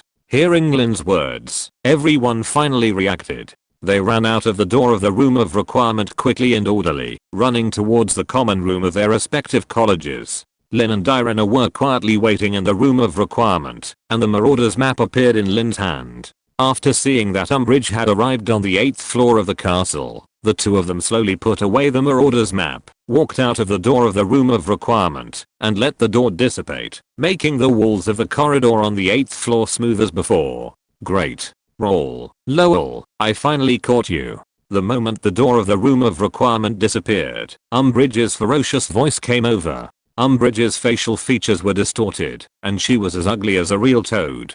Her short legs took big steps and quickly came to Lin and Irina. Her hands were like pliers, grabbing Lin and Irina's wrists respectively. Umbridge said viciously, follow me to the principal's office. Illegal assembly, illegal formation of student organizations, you are finished." Lin and Irina did not stop Umbridge's actions. They followed Umbridge silently towards the principal's office. However, when Lin saw Umbridge's right hand grabbing Irina's wrist, her eyes condensed. I guess he had already thought about which hand of Umbridge would be chopped off later. The room of requirement was not far from the principal's office. In just a few minutes, Umbridge took her short legs and brought the two to the stone statue in the principal's office. "Zis, honeybees." Umbridge quickly gave the command. The stone statue blocking the headmaster's office jumped to the side, making way for the headmaster's office. Umbridge led the two up the spiral staircase. She had no intention of knocking on the door, but just barged in. Chapter 535 Is the punishment the death of my mother? Exclamation mark. After Lin and Irina arrived at the principal's office, they saw that it was crowded with people. Dumbledore sat calmly behind his desk, his slender fingers clasped together, watching the people who came here. Professor McGonagall stood upright beside Dumbledore. Her expression looked very nervous. Fudge, who came specially from the Ministry of Magic, stood by the fire, shaking his body back and forth excitedly, looking very satisfied with the current situation in the principal's office. Fudge did not come alone. He also called Kingsley and Dawlish to protect his safety. In addition to his position in the Ministry of Magic, Kingsley is also a member of the Order of the Phoenix, but it can only be said that he hid it too well in the Ministry of Magic, so well that until now, Fudge thought Kingsley was an employee of the neutral faction. After all, Kingsley had never participated in the political struggle between Fudge and Old Barty, and he usually completed his work tasks conscientiously. On the wall, the portraits of the former principals did not pretend to sleep. They were all alert and serious, and they were all watching the movements in the principal's office seriously. After the door of the headmaster's office behind him was closed, Umbridge let go of Lin and Irina, who looked indifferent. Fudge's angry face actually showed a bit of excitement. From the report Umbridge gave him, it was only said that students including Harry Potter had organized an illegal student organization. They could use this as a breakthrough to gain more power from Hogwarts Castle. But Fudge didn't expect that Lin and Irina, who were famous in the British magic world, were also in this illegal student organization. This made Fudge feel secretly happy. If he could catch Lin and Irina, especially Lin, the devil-level wizard, then many of the things he wanted to do next would become smoother. However, Fudge didn't think that Lin was not as willing to abide by the rules as Dumbledore, and would not be threatened by Fudge. Okay, Fudge said loudly. Lowell, I think you should know why you are here, right? Facing Fudge's questioning, Lin said calmly, I don't know. Irina continued, we were just taking a walk on the 8th floor of the castle, and were caught for no reason. Please explain why you caught us? Looking at the two people who completely denied it, Fudge was a little confused. He looked at Umbridge with a questioning look. Umbridge nodded to Fudge, indicating that what she said was absolutely true. So, Fudge turned around again, looked at Lin and Irina angrily, and asked, so, is this the first time you heard that an illegal student organization was found in this school? Lin continued with a rogue face. Yes, I haven't heard of it at all. Do you think I'm in some illegal student organization? Irina also looked like a dead pig that was not afraid of boiling water. She waved her hand and said, you must have misunderstood, Minister Fudge. We are all good citizens who abide by the law. Listening to the rough speeches of Lin and Irina, Fudge couldn't help but feel helpless. Seeing this, Umbridge deliberately made a gentle gesture and said to Fudge, Minister, I think if I bring the informant, maybe our progress will be faster. Hearing Umbridge's words, Fudge nodded and said, yes, go. Umbridge smiled and bowed to Fudge, then turned and left the principal's office. Before leaving, she glanced at Lin and Irina with a vicious look. Watching Umbridge leave, Fudge said lightly, nothing is better than a good witness, right, Dumbledore? Dumbledore said lightly, that's right, Cornelius. After about 5 minutes, the door of the principal's office was opened. As soon as the door of the principal's office was opened, everyone heard a wailing sound like a dead mother coming from outside the door. Umbridge grabbed Merita's arm and pulled her in. Merita, who was pulled in, burst into tears, and snot kept flowing on her face. Her hair looked messy, and her condition was very bad.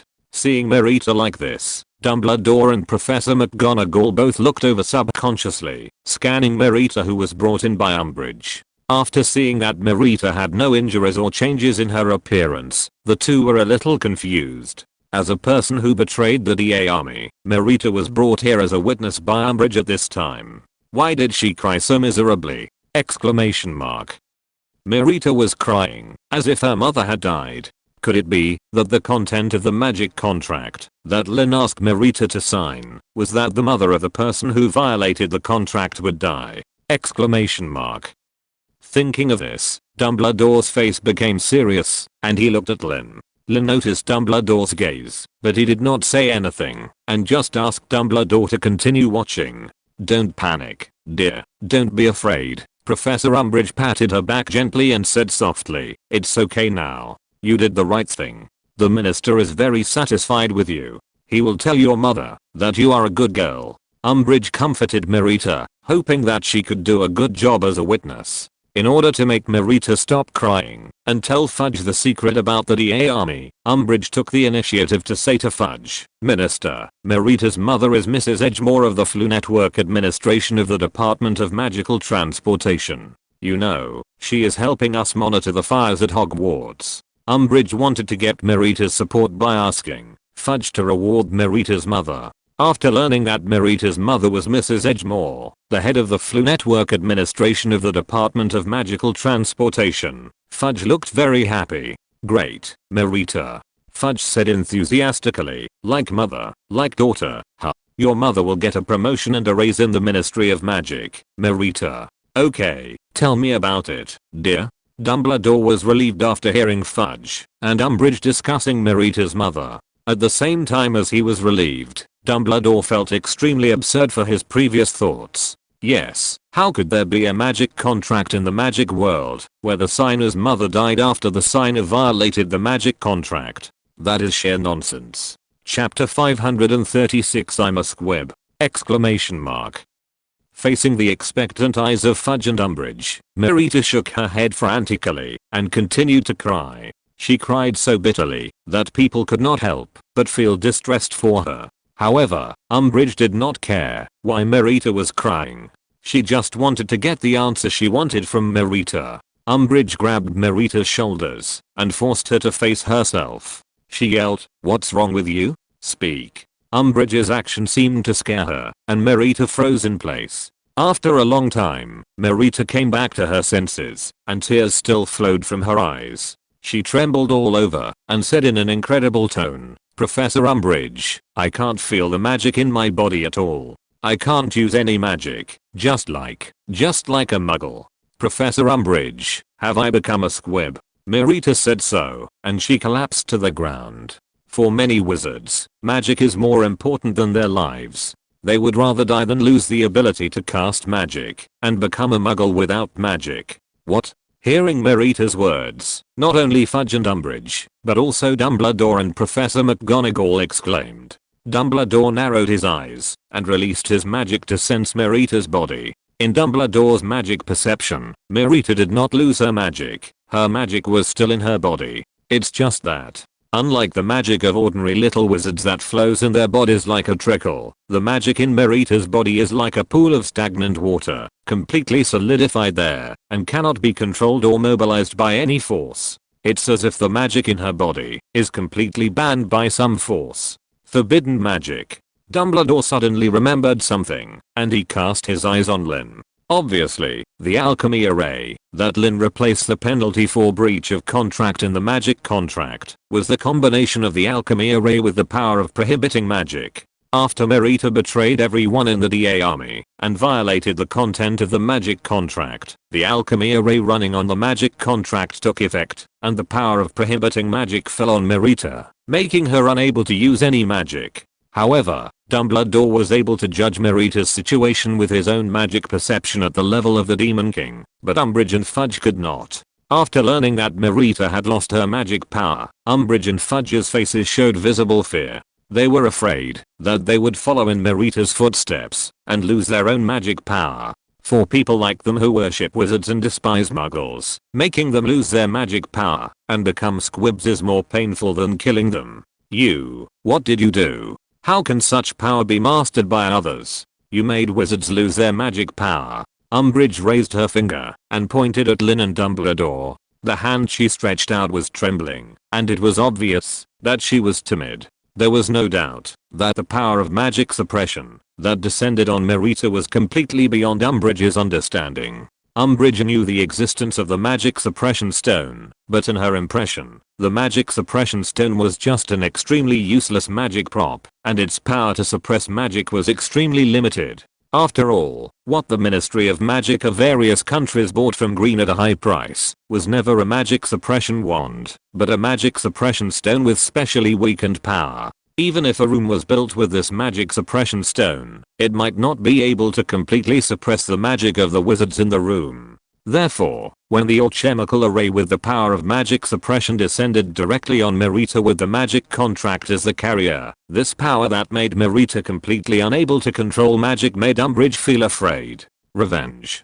Fudge yelled, "This is naked retaliation. This child is so sensible and knows to be loyal to the Ministry of Magic, but he was retaliated by criminals." Fudge's eyes were bloodshot, and he looked at Lin and Dumbledore viciously. He knew that if there was someone in the principal's office who had the power to make others unable to cast magic, then this person was either Dumbledore or Lin. Only a demon-level wizard can suppress those weaker wizards at will. Umbridge patted Marita's shoulder. She knew very well that, since Marita had been retaliated, it meant that their investigation direction was absolutely correct. If they could follow this clue and find the culprit who caused Marita to lose her magic power and put him in Azkaban prison, then they could rest assured. After all, even the culprit was imprisoned in Azkaban prison, so who else could make them lose their magic power? Exclamation mark. In the face of this most feared thing, Umbridge did not care about the identity of the person in front of her. She did not care about Dumbledore, who was still in the principal's office, so she pinched Marita's shoulders hard and shouted, "Tell us the truth quickly, Marita. Things can't get worse. You tell us the truth, as soon as possible. After we catch the mastermind, we may be able to restore your magic power." Listening to Umbridge's words, Marita's expression became more terrified, and a trace of pleading was revealed. When the DA army was formed, Lin made it clear that the DA army was formed to fight against the corruption and incompetence of the Ministry of Magic. This means that, even if she confessed Lin would never be able to give in to the Ministry of Magic, let alone lift the punishment on the magic contract and restore her magic power. You know, with the power of Lin's Demon King level wizard, even if Fudge, Umbridge, Kingsley and Dawlish were added together, they would never be Lin's opponent. If Lin is pushed too far, Marita is really worried that he will completely rebel against the Ministry of Magic and become the next Dark Lord. The British magic world today can no longer afford the damage caused by the second Dark Lord. Perhaps Fudge and Umbridge's eyes are blinded by the immediate interests and cannot see the longer term future, but Marita can see clearly. The reason why she chose to betray was just to hope that her mother could keep her job in the Ministry of Magic. She never thought of forcing Lin to rebel. Chapter 537 Dumbledore, are you trying to overthrow the Ministry of Magic? Exclamation mark. Seeing that Marita was still crying and shaking her head, unwilling to answer her directly, Umbridge's face became more and more ferocious, and the strength she used to pinch Marita's shoulders became stronger and stronger. But at this moment, Dumbledore suddenly raised the wand in his hand. Seeing this, Kingsley rushed forward, and Umbridge jumped back and let go of Marita. Her hands were waving in the air, as if they were burned. "I don't allow you to treat my students roughly, Dumbledore," Dumbledore said with some anger on his face. Maybe Marita betrayed them and should be punished, but that was all internal affairs of Hogwarts Castle. They could have closed the door and talked instead of letting Umbridge, an outsider, intervene in a rude way. Kingsley's eyes swept between Dumbledore and Umbridge. He didn't seem to have a clear position, but said objectively, "Miss Umbridge, you should calm down. You shouldn't get yourself into trouble now." Umbridge jumped back several steps, which made her look a little breathless. She said, "No, I mean, yes, you are right, Shacklebolt." I lost my composure. Dumbledore raised his wand, as if giving everyone present a dose of tranquilizer. Fudge looked much calmer. He said, "Dumbledore, we can be sure that there will be such a meeting."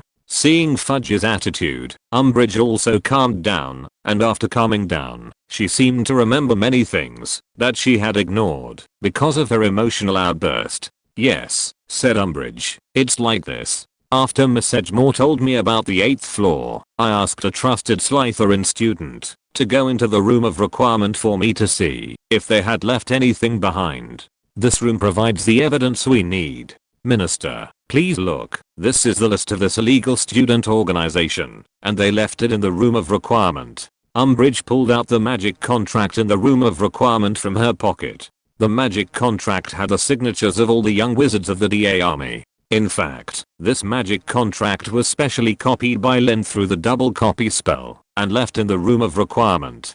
Generally speaking, things copied by the double copy spell are very fragile, but under the effect of Lin's reinforcement magic and protective magic, it feels no different from a real magic contract. Drawing on the elemental magic books that Lin En read on the 5th floor of the Roll Castle, he invented a similar little magic, which was based on the fact that, except for the flame-type magic form, the magic structures of other magic forms were not naturally gifted. After he looked away, he would immediately forget the magic structures in the book. This little magic was not very clever, and its only function was to make people forget the word cast by this magic immediately after they looked away. Yes, this magic contract copied by the double spell was cast by this little magic.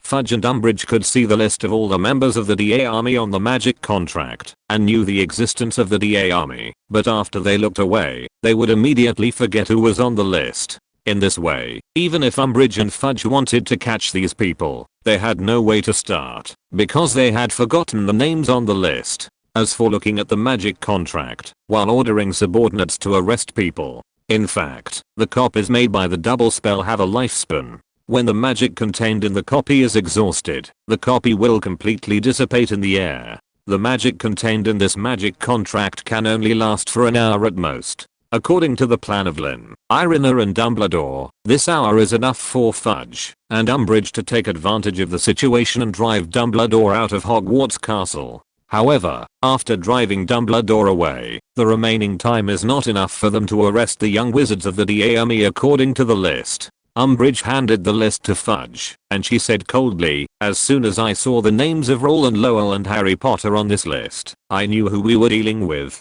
After seeing the list, Fudge's face suddenly broke into a smile. Fudge said happily, "Great. Great. Darlaws. Let me take a look. Oh my god." Fudge glanced at Dumbledore while speaking. He whispered, "Look what they called themselves. Dumbledore's army." Dumbledore chuckled and took the list from Fudge. He raised his head and said briefly, "It seems that everything is over. So, do you need me to write a written confession, Cornelius? Or is it enough to make a statement in front of these witnesses?" "Statement?" Fudge frowned. He looked at Lin and Irina, then looked at Dumbledore. "I don't understand."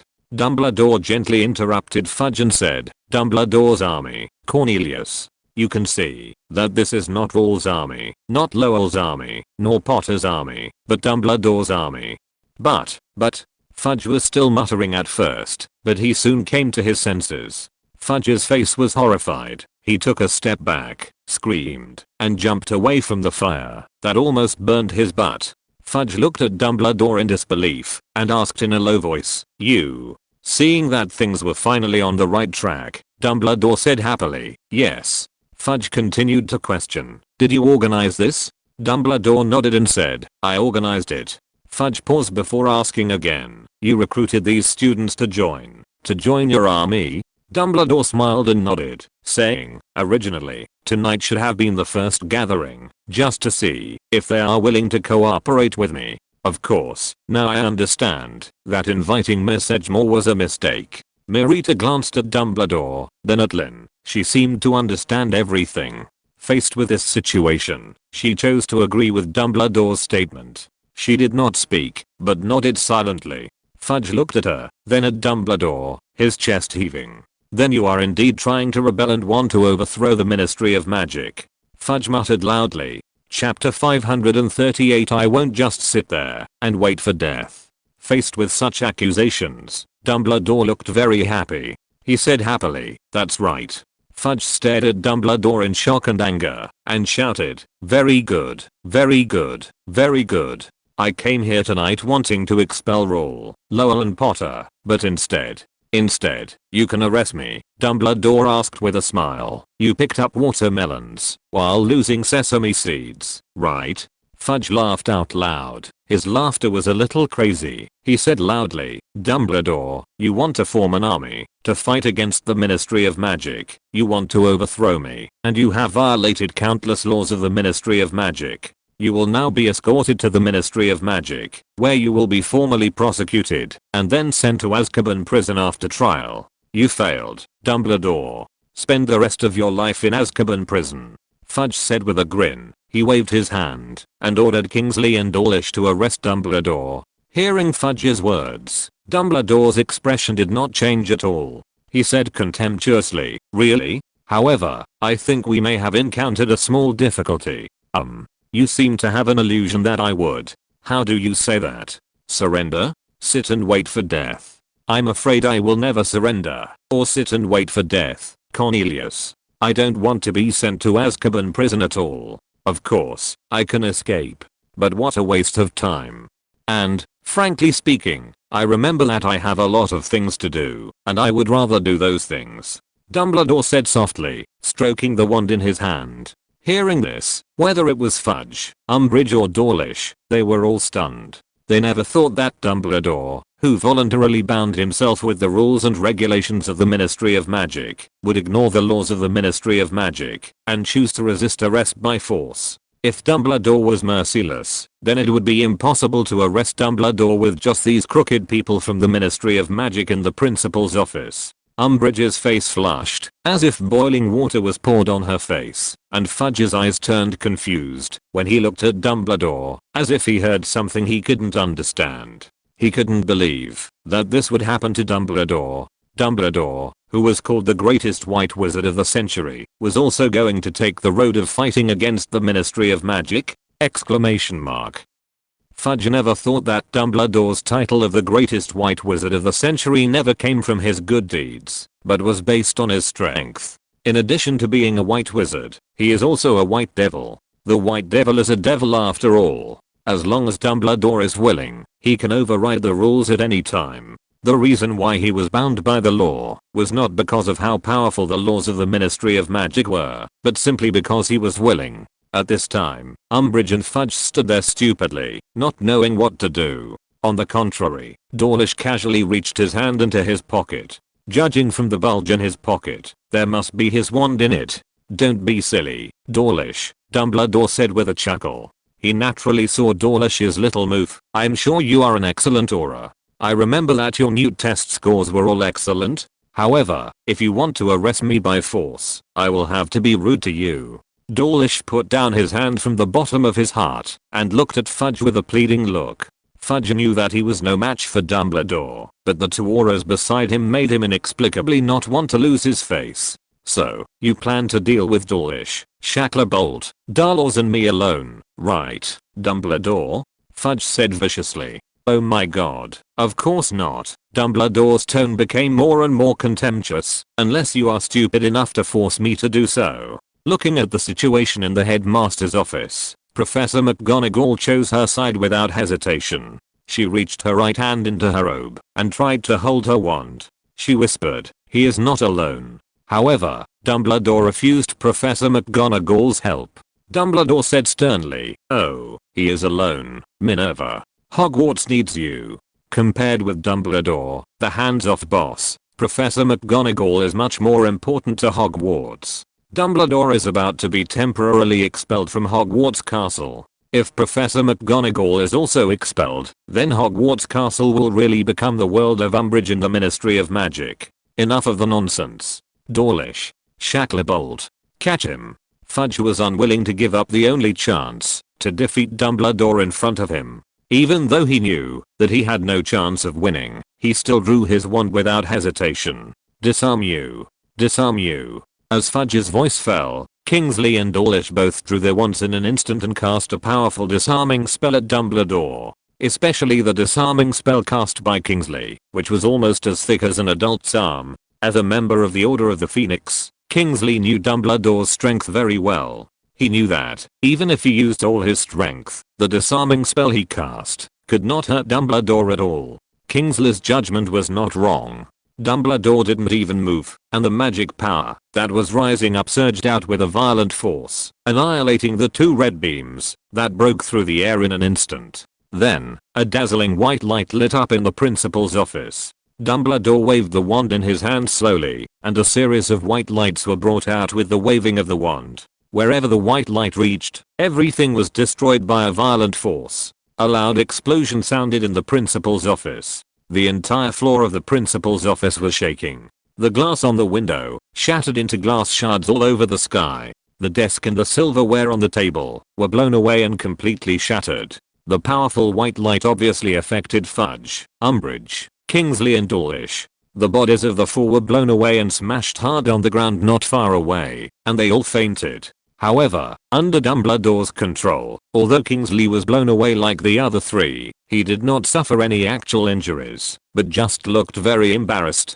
On the other side, Professor McGonagall lay on the ground, and an invisible barrier blocked her in front of her, which blocked the destructive power of the white light. "Please give me rewards and monthly tickets." Chapter 539 Tyranny in Hogwarts Castle. The golden barrier that had condensed into substance blocked Lin En and Irina, perfectly blocking the powerful destructive force that swept over. The two stood behind the golden barrier, and even their robes were not stained with dust. "Well, it's time for me to leave. I'll leave the affairs of the castle to you, Minerva." Dumbledore smiled and nodded to the three people, and said so. "Where are you going, Dumbledore?" Professor McGonagall looked very worried. She whispered, "You don't have to do this. Besides, Hogwarts still needs you." Dumbledore smiled and said, "Minerva, you can ask Lin and Irina to help you protect the safety of the castle. I think they have the ability. Besides, I do have something I want to do." Irina came forward. She smiled lightly and said, "Don't worry, Professor McGonagall. With the two-sided mirror made by Lin and the anywhere door key I made, our ability is unmatched in the entire wizarding world. What's more, Professor Dumbledore has Fawkes by his side." As Irina spoke, she handed a small box to Dumbledore. The small box contained 10 anywhere door keys made by Irina, which were carried by teacups. Lin En took out a two-sided mirror from his pocket and handed it to Professor McGonagall. He said, "This two-sided mirror has a group chat function. That is, the information sent by this two-sided mirror can be received by me, Irina and Professor Dumbledore at the first time, and you can also know the message we sent at the first time." Professor McGonagall carefully took the two-sided mirror handed by Lin En.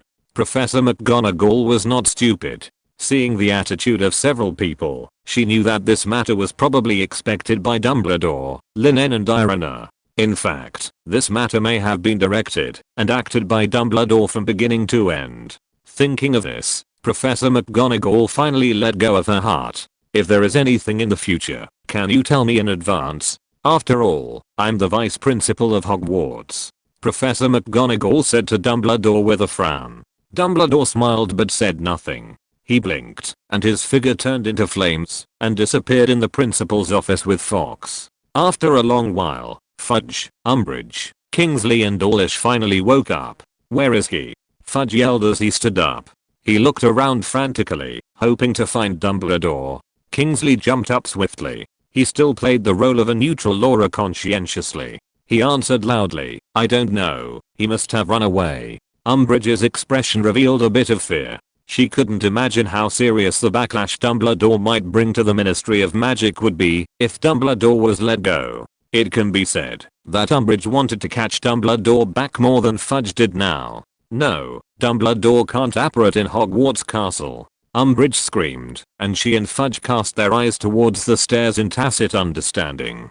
Dawlish, as Fudge's lackey, rushed to the stairs at the first time. Before leaving, Fudge gave Professor McGonagall a vicious look and said, "Humph, Minerva, I think Dumbledore is finished this time." Professor McGonagall was dismissive of Fudge's threats. She asked contemptuously, "Do you think so?" Fudge had no intention of arguing with McGonagall. He just wanted to catch Dumbledore, who had escaped. Fudge glanced at Lin and Irina, who were still standing in the principal's office. After Dumbledore took all the blame, he had no reason to arrest the two little wizards. "You'd better take them back to bed." "Humph, what are two students doing?" Fudge said in a low voice. He could only talk bigger this time. After Fudge and Umbridge, together with two auras, searched for Dumbledore in Hogwarts Castle without success, Umbridge brought the new education order to Hogwarts Castle. Dolores Jean Umbridge, Senior Inquisitor, is appointed to replace Albus Dumbledore as headmaster of Hogwarts School of Witchcraft and Wizardry in accordance with Educational Decree No. 28. Signed by Cornelius Oswald Fudge, Minister of Magic. This Educational Decree No. 28 was posted all over the school overnight, but almost everyone had heard that Fudge and Umbridge were subdued by Dumbledore in one move, even though they took two auras to attack at the same time. Under the overwhelming publicity of the Daily Prophet, everyone knew that Fudge and Umbridge had no good intentions in intervening in the affairs of Hogwarts Castle. Now, Dumbledore, who was hailed as the greatest white wizard of this century, was driven out of Hogwarts Castle by Fudge, and a politician was inserted into the crucial position of headmaster of Hogwarts School of Witchcraft and Wizardry. How could this reassure the parents of those little wizards? Exclamation mark. After the promulgation of the Education Order No. 28, countless owl letters were sent to Fudge's office every day. Most of these letters accused Fudge of dictatorship and called for Dumbledore to return to Hogwarts School of Witchcraft and Wizardry. However, Fudge seemed determined to confront Dumbledore. He ignored the pressure from the parents of these little wizards and threw all the letters they sent into the fireplace and burned them. After Dumbledore violated the laws of the Ministry of Magic and was wanted by the Ministry of Magic, the impeachment of Fudge originally initiated by Dumbledore naturally lost its effectiveness. although many members of the Wizengamot were discussing that they would initiate the impeachment of Fudge again, at least Fudge could take a breath, which made him think that his decision was extremely correct. In Hogwarts Castle, without Dumbledore's restraint on Umbridge, who was unilaterally appointed as the principal by Fudge, became more and more unscrupulous. She set up extremely strict rules in Hogwarts Castle. Once the little wizards made the slightest mistake, they would be severely punished.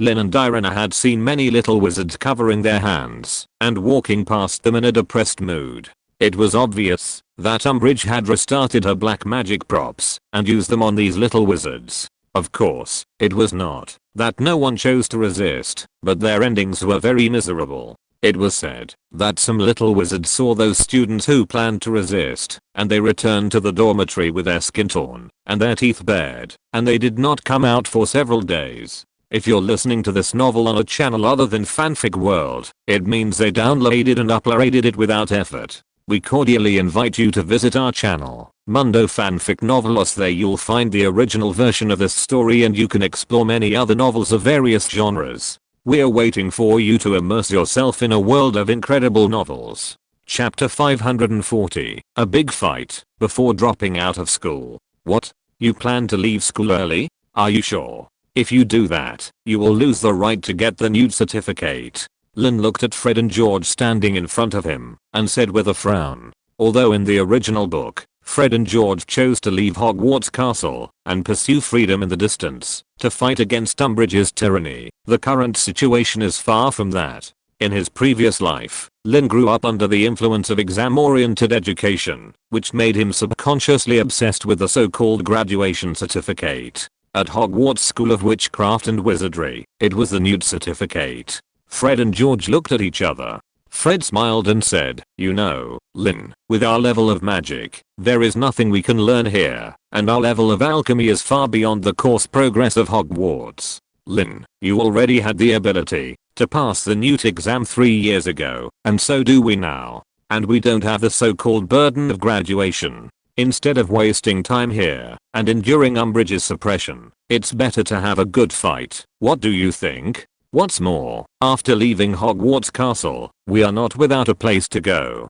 We can go to find Professor Green in advance. In nearly half a year, we can learn so much." Fred said so, and there seemed to be a light in his eyes. George's eyes also glowed, and he said, "Yes, we plan to have a big fight tomorrow, and then go to France to find Professor Green. What do you think, Lin?" Lin nodded slightly. As Fred and George said, they can't learn anything by staying here, and if they leave Hogwarts Castle early, they may be able to find Green and learn more advanced alchemy knowledge from Green. Now that the war is not far away, it is a good thing that Fred and George can improve their strength as much as possible. In fact, according to the trajectory in the original book, Fred and George will only make a small fuss tomorrow, and the time they really leave Hogwarts Castle is when Harry plans to break into the Defense Against the Dark Arts professor's office and contact Sirius.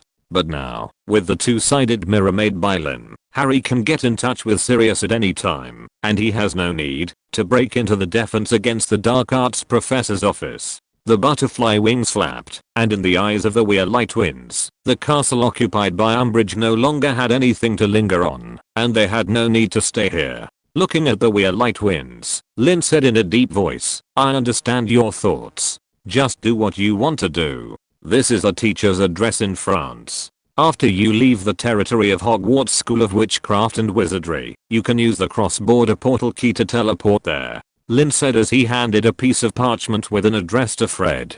Fred and George nodded slightly. As early as Lin and Irina regarded them as future comrades in arms, Lin and Irina had invested a lot in them. Not to mention the powerful alchemical equipment that Lin had refined for them. There were no less than 100 portal keys that Irina gave them. "Thanks, brother," George said solemnly. Fred patted George on the back and said carelessly, "Oh, what is a relationship with Lin? Saying thank you again will make us alienated." Seeing this, Lin couldn't help laughing. Fred said what he was going to say in advance. After laughing twice, Lin stopped smiling again and said to the two of them, "That's it for now. You don't have to worry about the nude certificates. After Fudge is kicked out, we have plenty of ways to get you the certificates."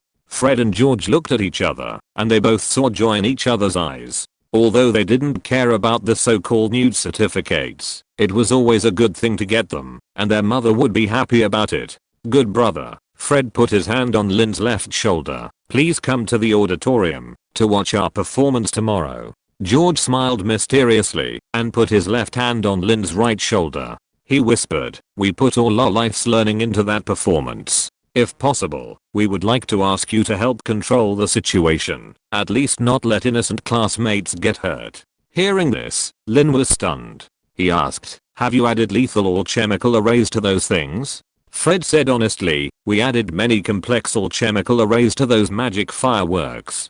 If someone casts offensive magic on the fireworks, they will automatically activate the all chemical arrays and counterattack that person. George continued, and if someone uses the vanishing spell on them, their number will increase tenfold. If the little wizards did not attack the magic fireworks, then they would naturally be safe. At most, they would be scared by the flying magic fireworks, but they would not be hurt. The offensive alchemy array that Fred and George added to the magic fireworks was mainly used to target Umbridge. After all, the other professors were very dissatisfied with Umbridge, who drove Dumbledore out of Hogwarts Castle and occupied the headmaster's throne, and they were also happy to see Umbridge in trouble. If there was a riot in Hogwarts Castle, it would definitely be Umbridge, the headmaster, who needed to take the blame. If it were in normal times, even if Dumbledore, the hands-off shopkeeper, left it alone, Professor McGonagall and other professors would handle the matter well.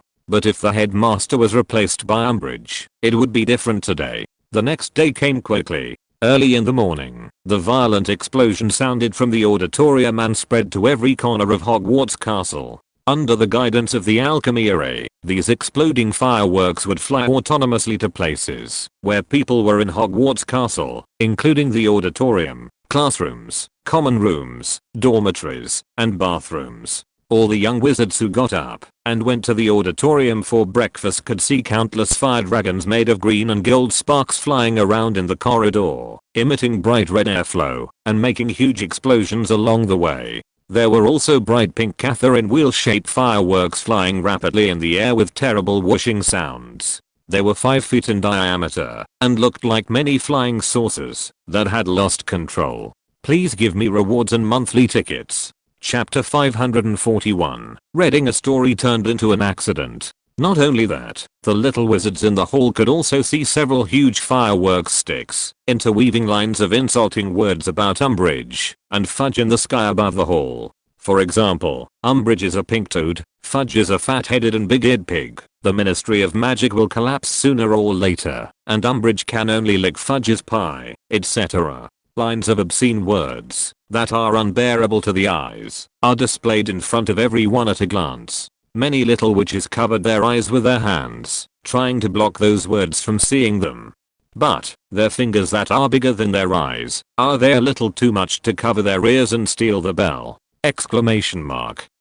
No matter how vicious the words made of those fireworks sticks are, how dirty and unbearable the insults are, the little wizards below will not feel disgusted by it. Instead, they laugh and applaud. Umbridge has been implementing a high-pressure policy in Hogwarts Castle for a long time, and after Dumbledore was driven away by her, she did not hide her methods at all. The most beloved Professor Dumbledore was driven away, and Umbridge treated them so harshly, which made their resentment towards Umbridge reach its peak. If someone told them that they could kill Umbridge with a knife each without any punishment, then I'm afraid everyone would be willing to come over and give that damn pink toad a knife. Who is it? At this time, Umbridge, who came to the hall after hearing the explosion, was almost going crazy after seeing the words in the air. Especially at this moment, the line of text just changed to Umbridge can only lick Fudge's pie, which made Umbridge so angry that her face turned into the color of liver.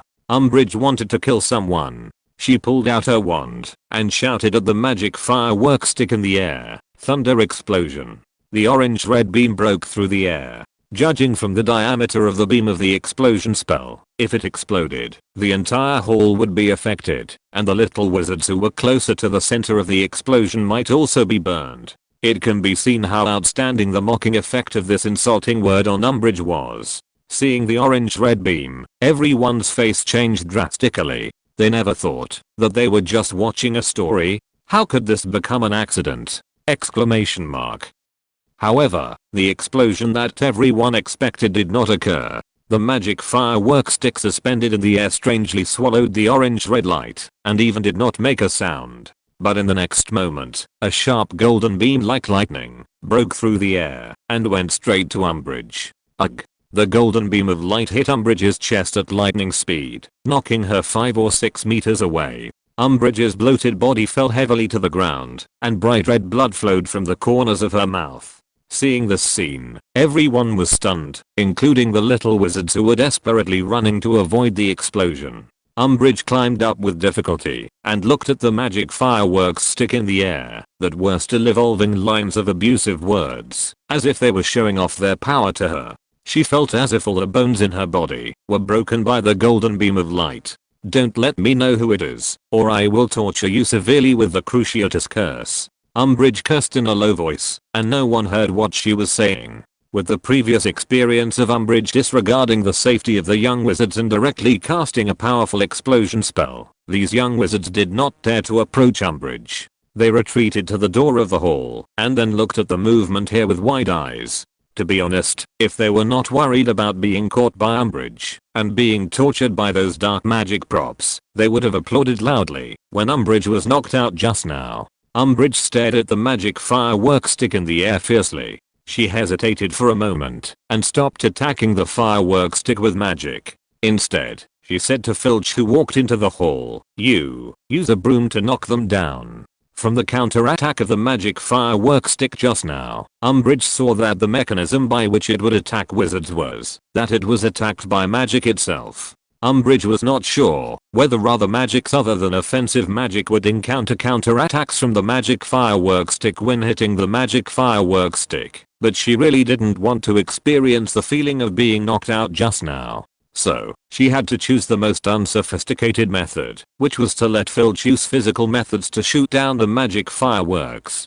This method was undoubtedly correct. Filch spent more than half an hour and finally swept down all the magic fireworks above the hall, but the price he paid was that more than half of the brooms in his warehouse were burned. Just as Umbridge instructed Filch to extinguish the last magic firework stick, she saw the weird light winds on the marble steps, taking out brand new magic fireworks from their pockets and releasing them. Weirlie. Damn Weirlie, stop it. Umbridge roared, and she pulled out her wand and pointed it at Fred and George. However, Fred and George just smiled and dodged the stunning spell cast by Umbridge and kept releasing the magic fireworks in their hands. Fred glanced at the angry Umbridge below, and he took out a modified version of the dung bomb from his pocket and threw it in the direction of Umbridge. Bang! As luck would have it, the dung bomb hit the bullseye and exploded on Umbridge's ugly face. Countless filthy liquids exploded on Umbridge's face, dyeing her whole body the color of shit. The stench spread quickly, causing the little wizards watching outside the auditorium to step back dozens of steps involuntarily. The improved version of the dung bomb not only improved the coverage area, but the enhanced stench was more unbearable than the armpits of a 70-year-old man who was exposed to the sun for more than an hour in the summer temperature of more than 30 degrees. The whole auditorium was covered with the stench of the dung bomb, and the stinking liquid splashed all over the floor. Umbridge and Filch, who were at the center of the dung bomb explosion, were covered with indescribable liquid. Outside the auditorium, Professor McGonagall wanted to come over for dinner, but after seeing what happened in the auditorium, she immediately left with her nose covered under the surprised eyes of the little wizards around her.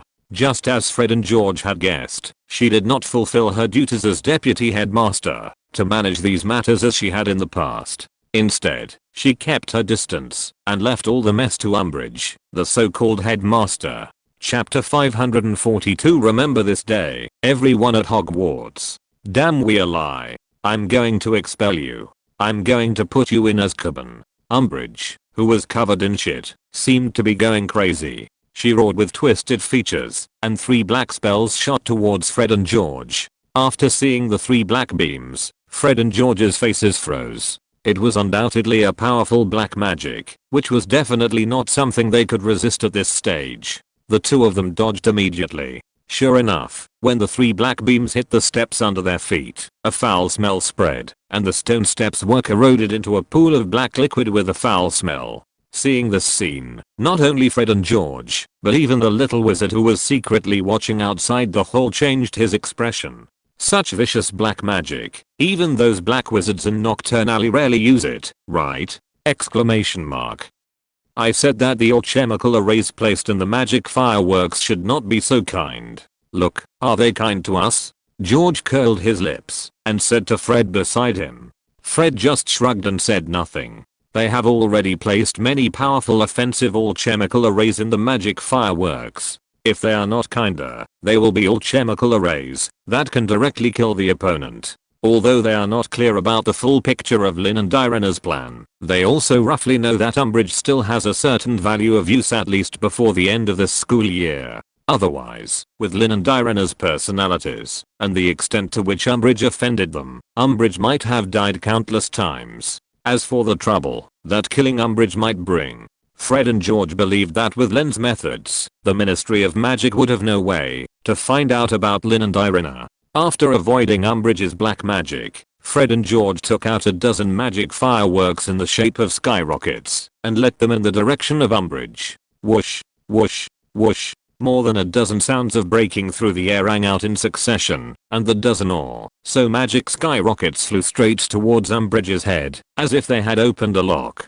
Among these magic skyrockets, about a quarter of them turned their guns around and flew towards Filch, who was helping the evil. Looking at the aggressive magic skyrockets, Umbridge and Filch's faces changed drastically, and they ran away with their heads in their hands. From the magic firework stick that shot out golden beams, Umbridge had fully understood the terrifying nature of these strange magic fireworks, which made her dare not use magic to deal with them. However, their running away with their heads in their hands was in vain. The dozen or so magic skyrockets not only opened the lock, but also had a guiding function. They adjusted their flight trajectory autonomously as the positions of Umbridge and Filch changed, and their main goal was to not stop until they shot the 2 of them in the head. Bang, bang, bang. These dozen magic rockets exploded on Umbridge and Filch's foreheads. The heat they emitted at the moment of explosion was no less than the blazing flames released by a little wizard.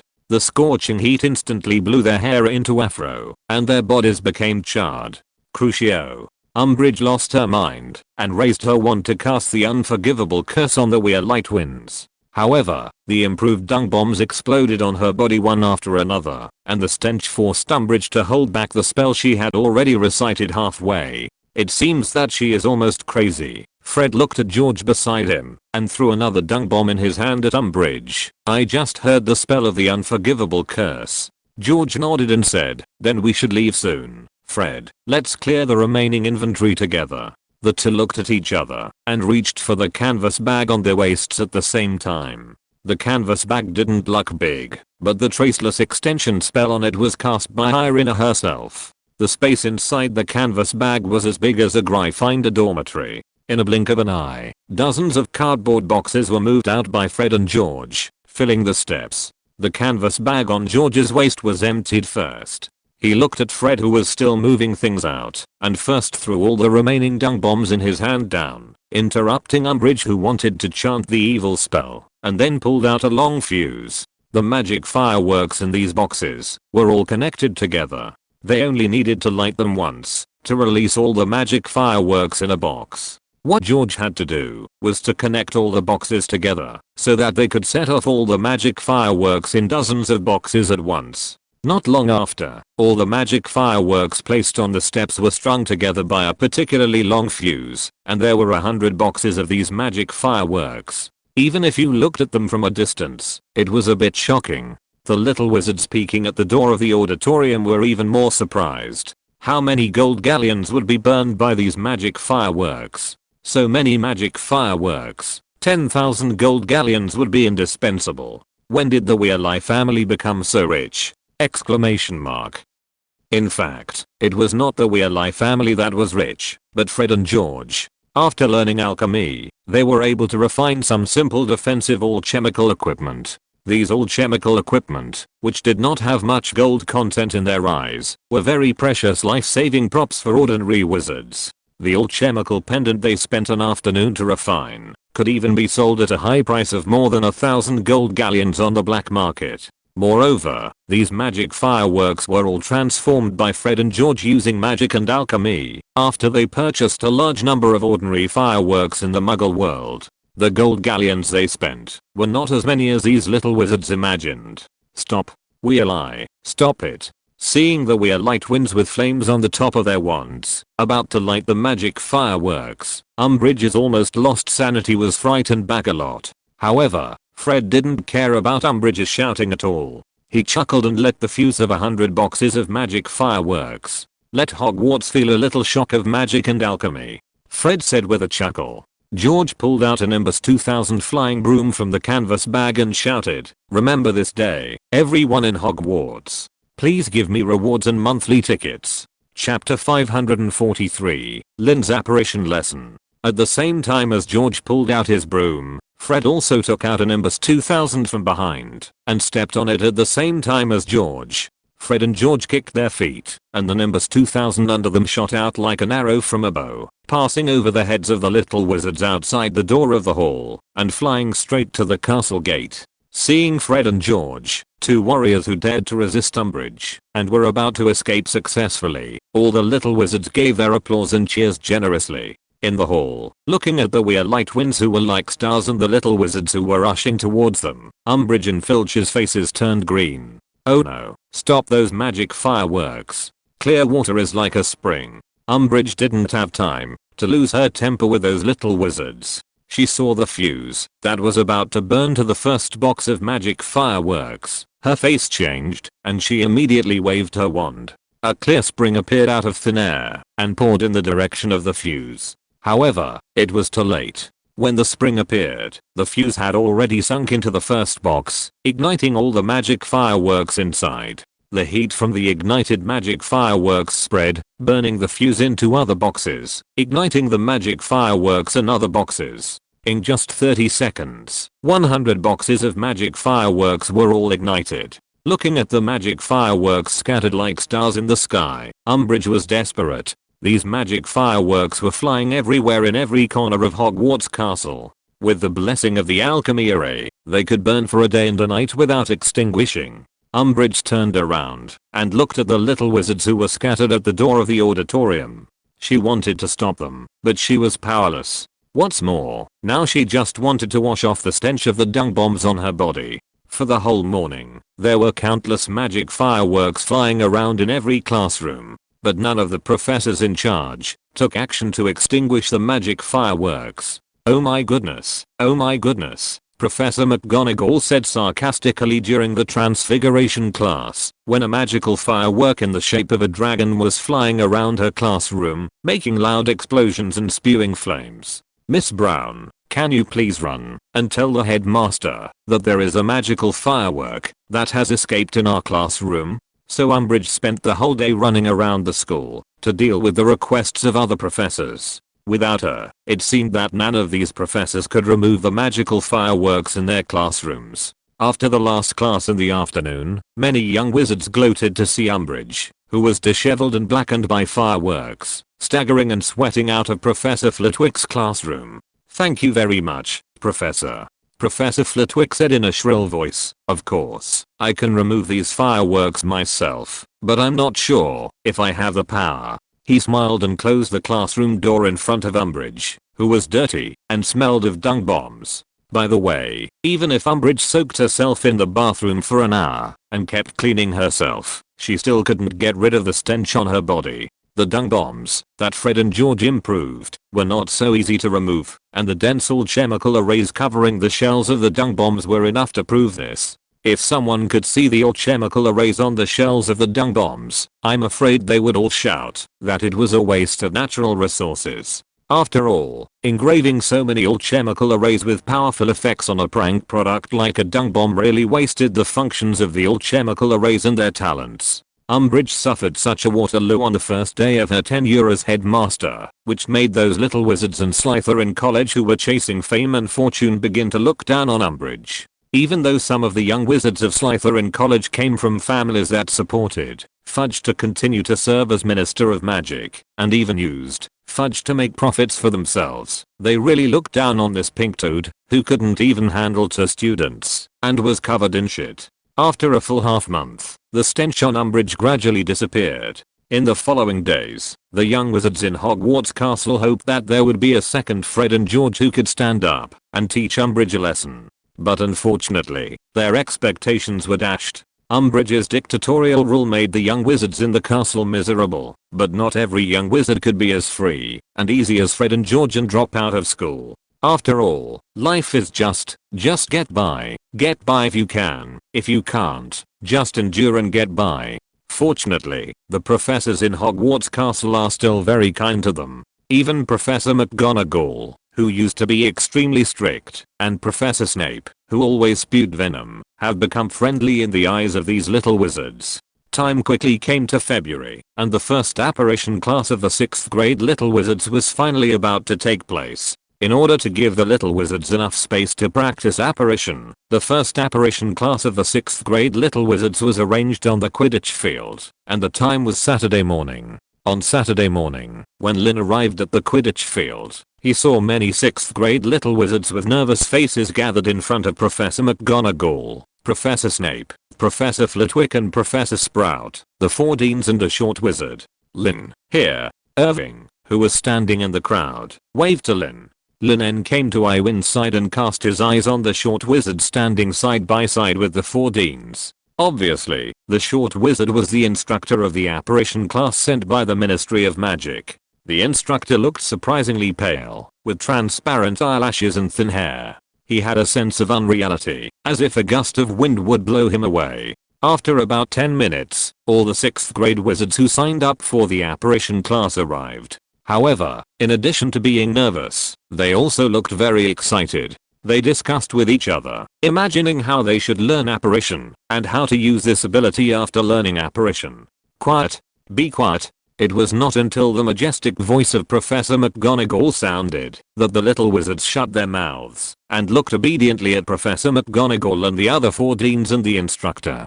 Chapter 544 Let the desire to enter overwhelm every smallest part of your body. After all the young wizards had quieted down, the instructor began to introduce himself. He said cheerfully, "Good morning. My name is Wiki Texcris. I will be your instructor for apparition for the next 12 weeks. I hope to help you prepare for the apparition exam, by which time many of you may be able to take the exam. As you all know, apparition and disapparition are generally not allowed within the Hogwarts school. The 4 heads of house have specially revoked the magic to lift this restriction for 1 hour, only in the Quidditch pitch, so that everyone can practice. I emphasize that you cannot apparate outside the Quidditch pitch. Anyone who tries is unwise. Now I want everyone to stand in place and leave 15 feet of space in front of you." Texcris instructed everyone. In fact, the 4 heads of house did not have the power to revoke the anti-apparition spells set up within the boundaries of Hogwarts School of Witchcraft and Wizardry. This power was only in the hands of Dumbledore, the headmaster who was recognized by the Hogwarts castle itself. After learning the time of the apparition class, Professor McGonagall contacted Dumbledore through the two-way mirror given by Lin, and asked Dumbledore to release the authority remotely. This is the reason why the Quidditch field was able to lift the anti-apparition spell for an hour. Tychus gently waved the wand in his hand, and an old-fashioned wooden circle appeared on the ground about 5 meters in front of all the little wizards. Tychus said lightly, "The most important thing about apparition is to remember the 3 Ds, that is, goal, determination, and calmness." As he said, Tychus raised his hand and pointed to the old-fashioned wooden circle in front of everyone, attracting everyone's attention. The first step is to focus your attention on your goal, that is, the wooden circle in front of you. The second step is to be determined to occupy the space you want, and let the desire to enter overwhelm every smallest part of your body. Tychus said in a deep voice. Including Lin, everyone, including Lin, stared at the old-fashioned wooden circle in front of them according to Tychus's instructions. The goal of the first step I mentioned is the destination you will reach when you apparate in the future. when you can perform apparate skillfully, and even cast it silently. Maybe you only need the coordinates of the destination to apparate to a place you have never been to," said Ticrus. Hearing Ticrus' words, Lin En nodded secretly. He had used the Anywhere key countless times, and was already familiar with this operation. The Anywhere key is a combination of the apparition spell and the port key spell. It allows wizards to teleport to the coordinates they want to reach, even if they cannot apparate. To be frank, almost every wizard who has used the Anywhere key many times, after learning the apparition, can master the ability to apparate to the destination with only the coordinates in a very short time. It's like a player playing a shooting game in an amusement park. After joining the army and getting a real gun, he always gets started faster than others. Behind Lin and Irwin, there were several young wizards of the DA army who were listening to Ticrus's speech thoughtfully. They all had the Anywhere door keys given to them by Irina, and the realm of apparition that Ticrus talked about was inexplicably similar to the method of using Anywhere door keys. In addition, the remaining young wizards looked at Ticrus with longing, waiting for his next words. "Professor, I don't quite understand the second step you mentioned. How can I drown every part of my body in desire?" At this time, a young wizard from Ravenclaw raised his hand and asked. Ticrus was not surprised by the young wizard's question, and he patiently answered the young wizard's question. Ticrus smiled and asked, "Everyone has studied at Hogwarts for 6 years, and you should have heard the saying magic is idealistic so many times that your ears are calloused, right?" Ticrus' half-joking words caused the young wizards to laugh, and everyone also shouted yes in cooperation with Ticrus. Ticrus continued, "The underlying logic of this process is actually to convert magic power into spatial power, then wrap every part of your body into the spatial power, and finally let these spatial forces carry your body to complete the apparition. According to idealism, you only need to wrap your whole body with the thought of desire, and desire to transmit every part of your body to the destination of apparition. In this process, your desire will automatically complete the steps I mentioned above." Ticrus said this to the young wizard of Ravenclaw College. The young wizard nodded as if he understood. The underlying logic of magic power operation and conversion is not something these young wizards can understand.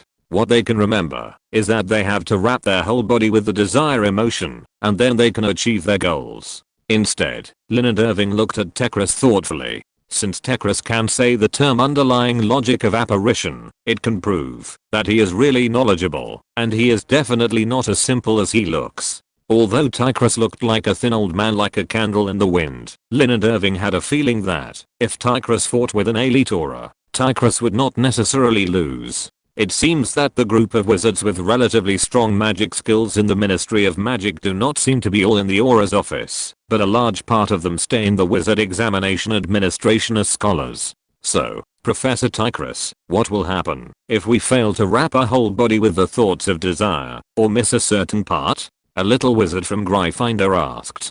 Good question.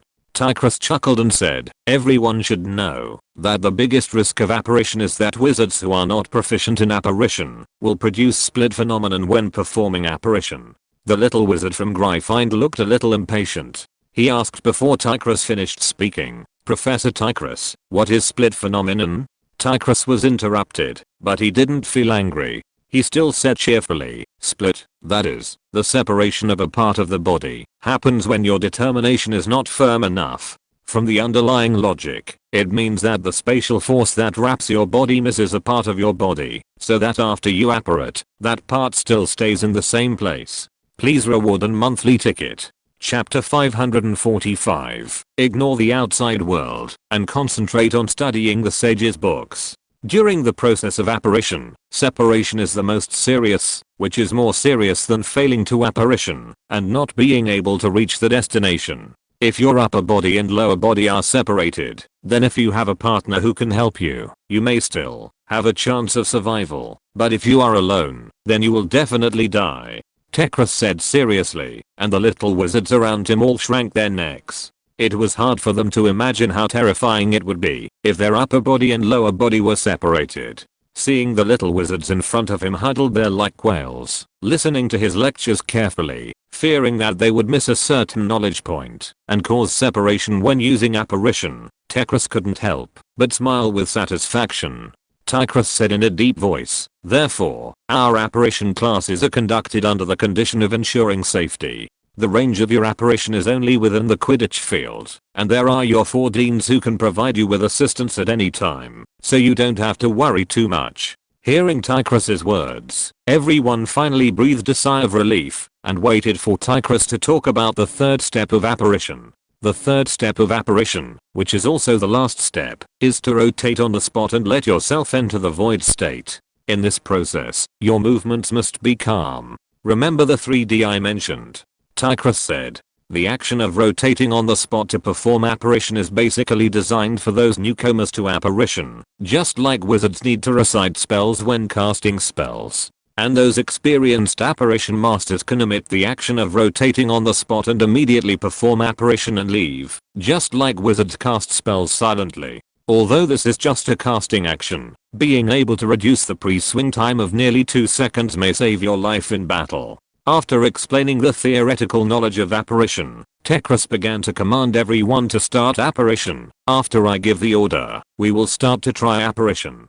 Now listen to my command. 1. Hearing Tychus's order, many young wizards showed surprise on their faces. They seemed to be surprised that they had to apparition so quickly. In fact, apparition is not more difficult than other spells. The reason why it is a high-level spell that can only be learned by young wizards in grade 6 or 7 is that it uses spatial power and requires adult or nearly adult wizards to build a spatial framework for themselves. 2, 3. Tychus shouted again. Lin En turned a small circle on the spot, like dancing a waltz. With the sound of gas explosion, his figure appeared in the old wooden circle several meters away in the next moment. The same was true for Iwin.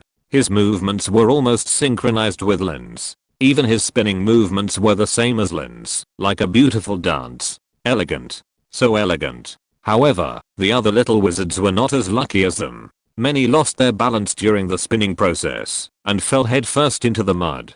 Some even spun too hard and not only failed to perform the apparition, but also flew out and jumped directly into the wooden circle. Among the little wizards who signed up for the apparition class, only Lin and Iwin succeeded in completing the apparition on their first try. The failure of those little wizards did not disappoint Tychus, and he did not seem to expect them to succeed on their first try. Instead, it was Lin and Irving's smooth apparition that caught Tychus' attention. He clapped his hands and praised loudly. Great. Perfect apparition. Can you tell me your names? Unlike the intrigues of various departments in the Ministry of Magic, the Wizard Examinations Authority is like a clear stream in the Ministry of Magic. The only thing the professors and scholars in the Wizard Examinations Authority do is to study magic hard, intending to create more useful magic to bring convenience to wizards. It can be said that they are truly the so-called deaf ears to the outside world and one-pointed heart to study the sages' books scholars. Therefore, even though Tychus had heard about the Battle of Little Hangleton Village that took place a year ago, he did not care too much about it, nor did he know the specific details of it, which made him not know Lin and Irving, who had long been famous in the magic world. Lin and Irving told Tychus their names. Tychus smiled and nodded, then said, "Okay, Mr. Rowe, Mr. Farley, I'm amazed at your talent in apparition.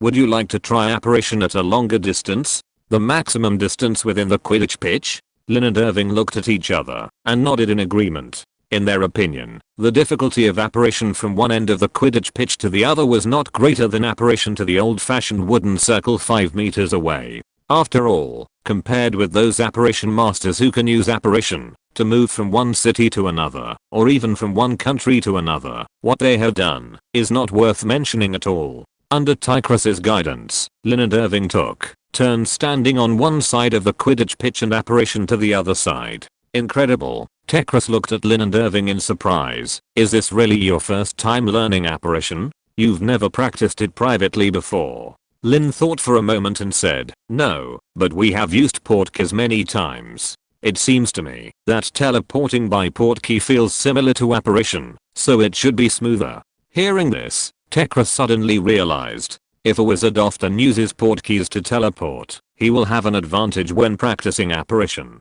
As for why other young wizards don't use this method to improve their own apparition advantages, Come on, not everyone can apply for a legal portkey at will, and not everyone can make illegal portkeys as Irina does without being discovered. I see. I think your apparition level is good enough to take the apparition test. When is your birthday? Tekra said so, and he asked the two. Lin En replied, I'm in July. Irving said, I'm in June. Hearing this, Tigris felt a little regretful. He said, that's a pity. The first apparition test is in April. You are not yet adults, so you are not eligible to register. However, you should be able to pass the second apparition test in July. Chapter 546 Restarting the DA Army and the Unpopular Umbridge. Chapter 546 Restarting the DA Army, the Unpopular Umbridge. In the next dozen weeks of apparition class, I allow you to practice apparition freely. Of course, if you are separated during the process of apparition, even if you only lose an eyebrow, I will cancel your right. Tigris said seriously. Lin and Irving had no objection to this. With their magic level, it was impossible for them to be separated. As for the apparition exam, that they could only sign up for in July, it was just a process for them. Even if they did not have the apparition certificate, it would not affect their casual use of apparition on weekdays. After all, they could use even the illegal door keys that could be traced every day without being noticed, let alone apparition. After giving Lin and Irving the privilege of practicing freely, Tigris returned to the young wizards and guided them to practice apparition. In fact, apparition is not difficult, but it also requires people. In the eyes of these little wizards, apparition can be said to be the most difficult magic they have ever learned. Its difficulty is even higher than that of the patroness charm of the physical patroness, even after practicing for more than half a year. After a morning, most of the little wizards were unable to perform apparition. They were almost vomiting from spinning in circles, but there was no sign that their bodies were wrapped by the power of space and transported away. There were 6 little wizards from the DA army who successfully apparated to the old-fashioned wooden circle designated by Texilus, but their apparition was not perfect, because they always left some parts of their bodies behind during the apparition process. Body parts such as hair, armpit hair, and nails were separated and left in place, which was not bad.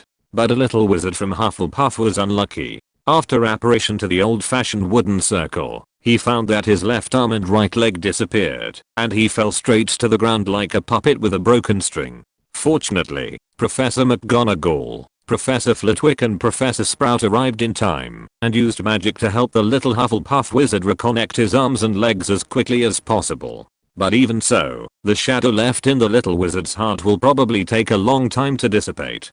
Days passed, and the situation inside and outside Hogwarts Castle was increasingly developing towards 2 extremes. Outside Hogwarts Castle, Dumbledore's expulsion made many wizards who admired Dumbledore doubt whether there was a hidden secret in this matter, and more of Dumbledore's diehard fans directly insulted Fudge, who ordered Dumbledore's arrest. Fudge seized Dumbledore's handle and expelled him from Hogwarts Castle, and even made him a wanted criminal. He thought this would help him defeat more political enemies, seize more power, and even improve his reputation. He revealed Dumbledore's true face. But things went against his wishes.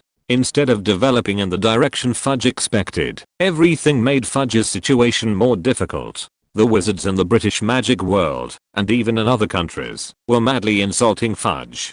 They hated the guy who drove away their most beloved. Every day, you can see howlers from the magic world of other countries. After the owls traveled long distances without fear of danger, they were thrown onto Fudge's desk through the window of the minister's office. If there were only these howlers, thank God. In addition to these howlers, Fudge also received things sent to him by malicious wizards every day, including undiluted pus of the barbotuber, letters carrying curses, and all chemical bombs that would automatically detonate when the envelopes were opened. In the Ministry of Magic, members of the Wizengamot spontaneously organized and launched an impeachment against Fudge again. After Dumbledore, the chief of the Wizengamot, was expelled, many members of the Wizengamot who had voted against or abstained voted in favor this time. It can be said that if Fudge does not make changes, he will be driven out of office before July at most. The situation outside Hogwarts Castle was extremely unfavorable to Fudge's faction, but inside Hogwarts Castle, Umbridge had already become the world.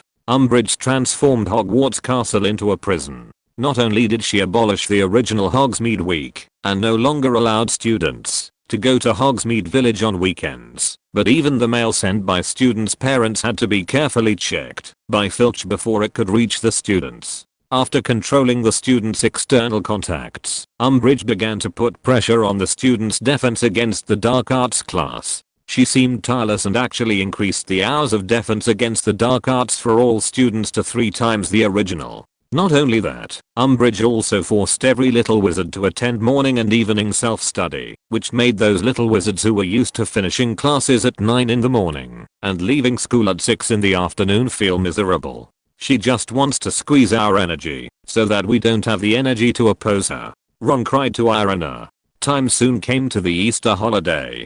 During the Easter holidays, although the young wizards were still not allowed to go to Hogsmeade Village for fun, at least they were able to relax without morning and evening self-study and the heavy daily defense against the dark arts classes. On the second day of the Easter holidays, Lin and Irina used the disillusionment charm to sneak out of Hogwarts Castle and found a place to sit down by the Black Lake. I think the time has come. Irina looked at the boy next to her and said softly.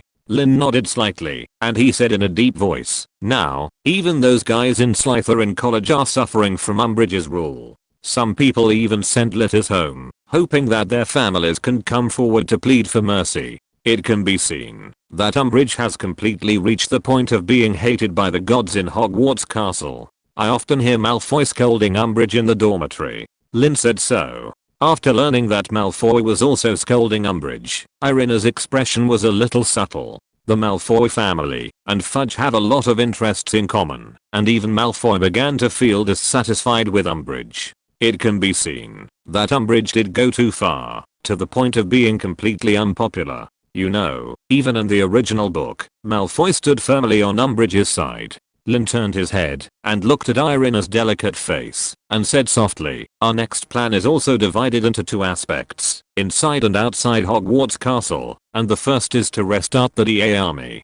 Please give me rewards and monthly tickets. If you're listening to this novel on a channel other than Fanfic World, it means they downloaded and uploaded it without effort. We cordially invite you to visit our channel, Mundo Fanfic Novelos. There you'll find the original version of this story and you can explore many other novels of various genres. We're waiting for you to immerse yourself in a world of incredible novels. Chapter 547, Let Dumbledore rob Gringotts. You're amazing. Restart the DA army? Irina raised her eyebrows and looked at Lin in confusion. After Merita's report, the DA army's gatherings were suspended, but the magic level of the young wizards of the DA army had already reached the level of those rookie Aurors under their generous teaching and repeated illusion tests.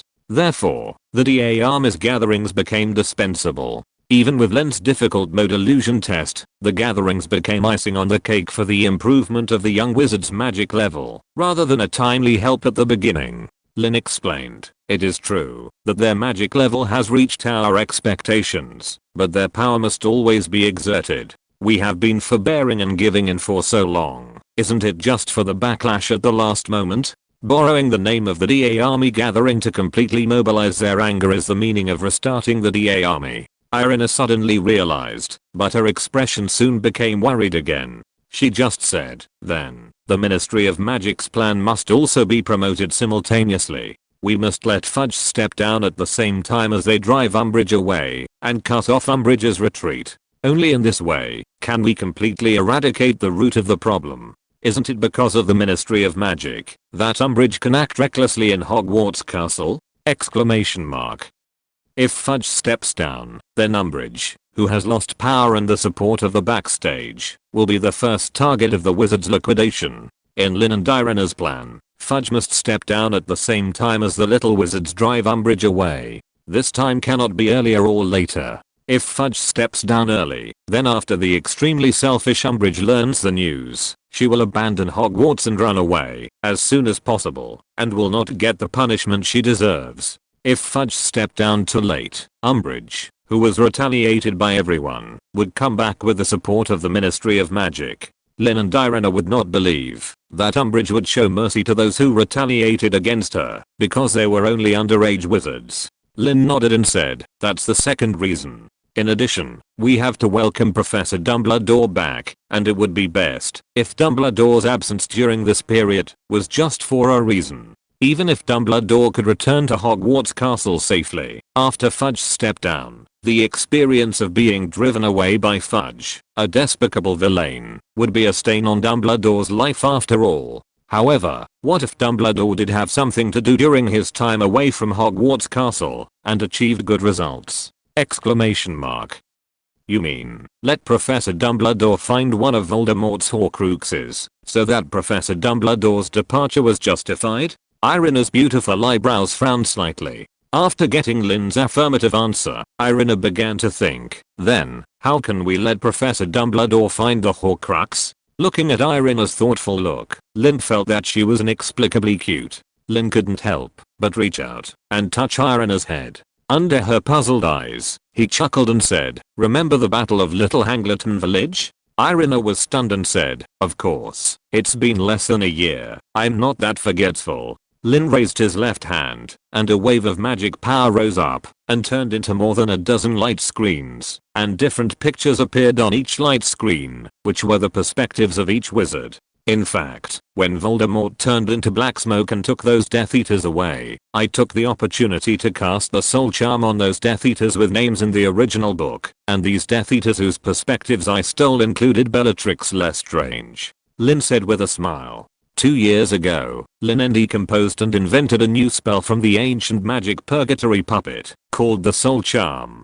It was through the Soul Charm that Lin En and Irina obtained Barty Crouch Jr.'s vision, and monitored him throughout the process. The spell of the Soul Charm is Soul Vision, and its effect on a person is to steal the other person's vision, so that he can be viewed at any time by the wizard who casts the Soul Charm. Of course, if the wizard who casts the soul charm does not want to see the vision of the cursed person, then the vision will disappear from the corner of his main vision with the wizard's thoughts, and reappear when the wizard wants to see it. After seeing the pictures on the dozen light screens, Irina's eyes were full of surprise. Irina said happily, "So, we can locate these Death Eaters at any time and kill them?" Lin smiled and said, "Of course, but the premise is that they are not in a place protected by the Fidelius charm."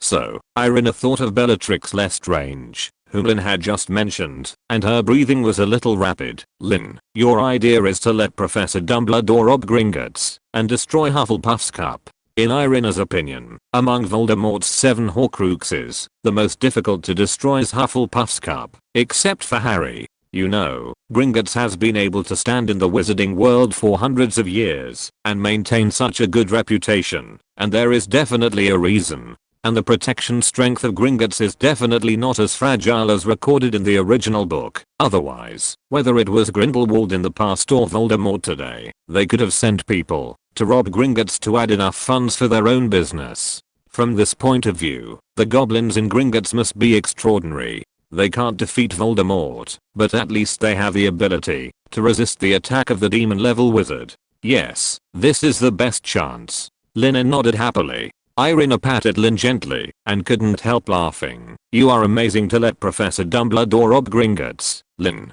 Lin shrugged and said, "I plan to go out during the Easter holidays and capture Bellatrix alive.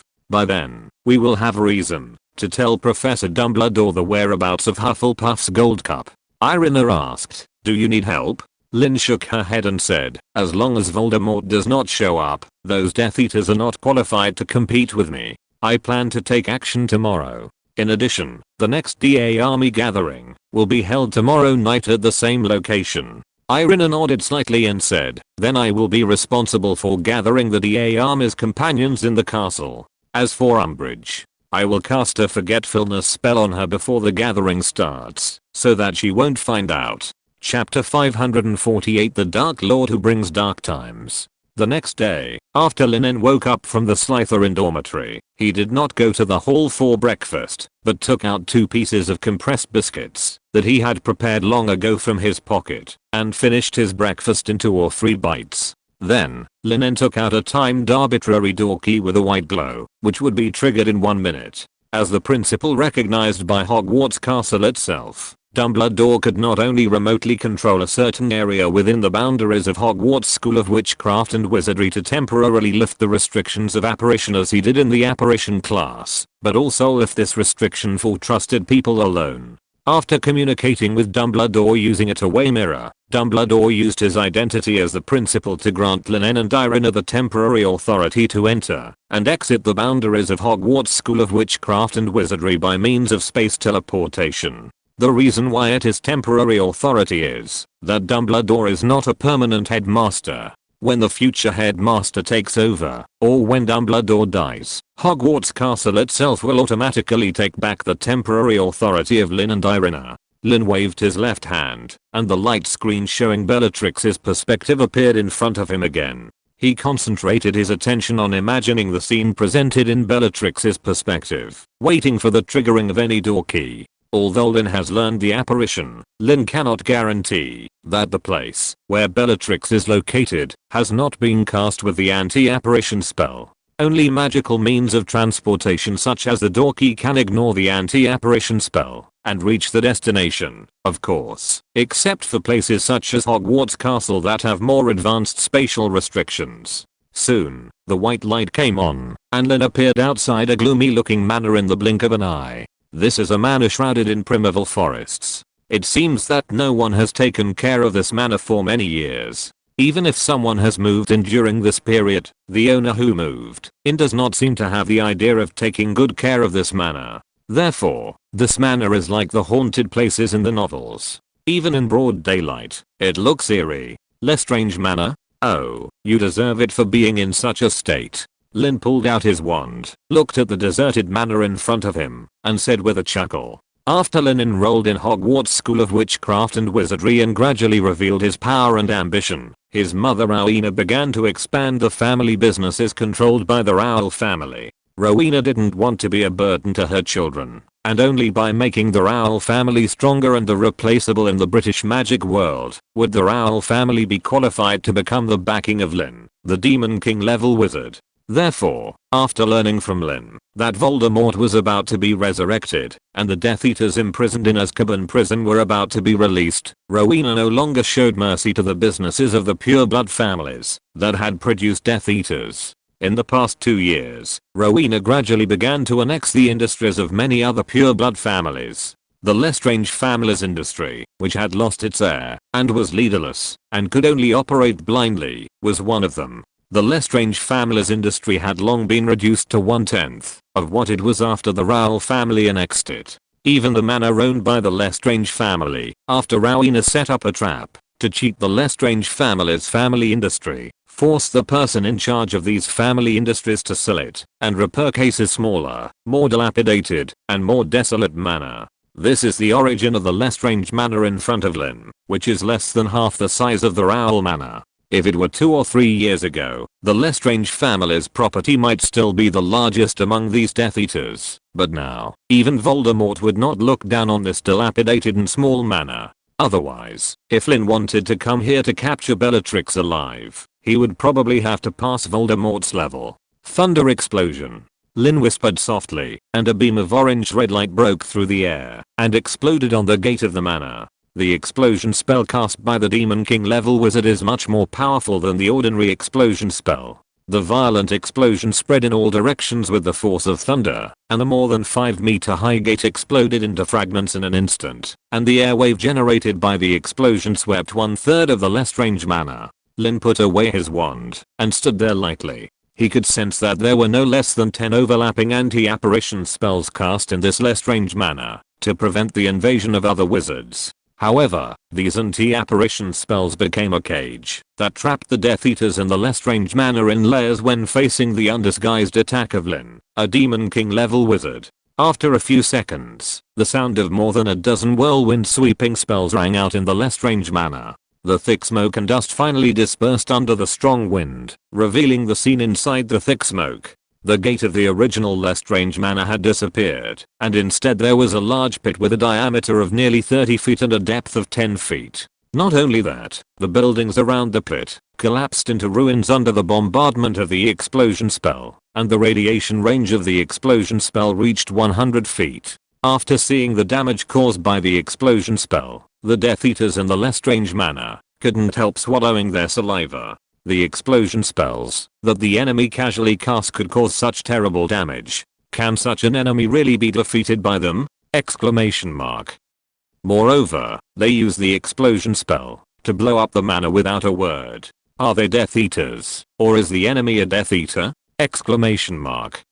Lin's eyes swept over the Death Eaters wearing silver masks. Except for Bellatrix with her eye-catching hairstyle, the other Death Eaters were those he had never seen in the Battle of Little Hangleton Village. After Voldemort was resurrected, he called a meeting of the Death Eaters. Lin did not believe that, except for Professor Snape, the insider, there would be other Death Eaters who dared not to attend.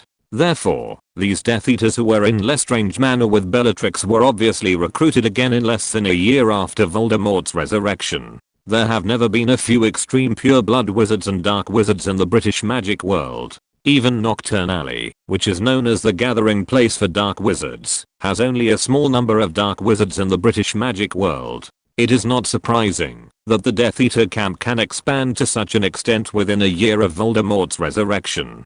After all, that is Voldemort, the Dark Lord who once brought the Dark Age to the British magic world. Chapter 549. I feel you're a bit extreme. Lin Rao. Damn it, how did you find this place? Bellatrix, who was standing in the front, recognized Lin, and a rare look of fear appeared on her crazy face. You know, since she joined the Death Eaters, Voldemort has been her greatest belief. In her mind, Lord Voldemort is absolutely invincible. Even Dumbledore, who is known as the greatest white wizard of this century, can only tie with Voldemort. However, Lin's duel with Voldemort in the Battle of Little Hangleton Village surprised Bellatrix, a loyal believer of Voldemort, and she couldn't help but feel fear towards Lin. The faces of the Death Eaters standing around Bellatrix under the silver masks were also full of fear. They had read the reports about the Battle of Little Hangleton Village, and they also believed in Lin's fighting power as a Demon King level wizard. They joined the Death Eaters only because they firmly believed that Voldemort could lead them to victory, not to seek death.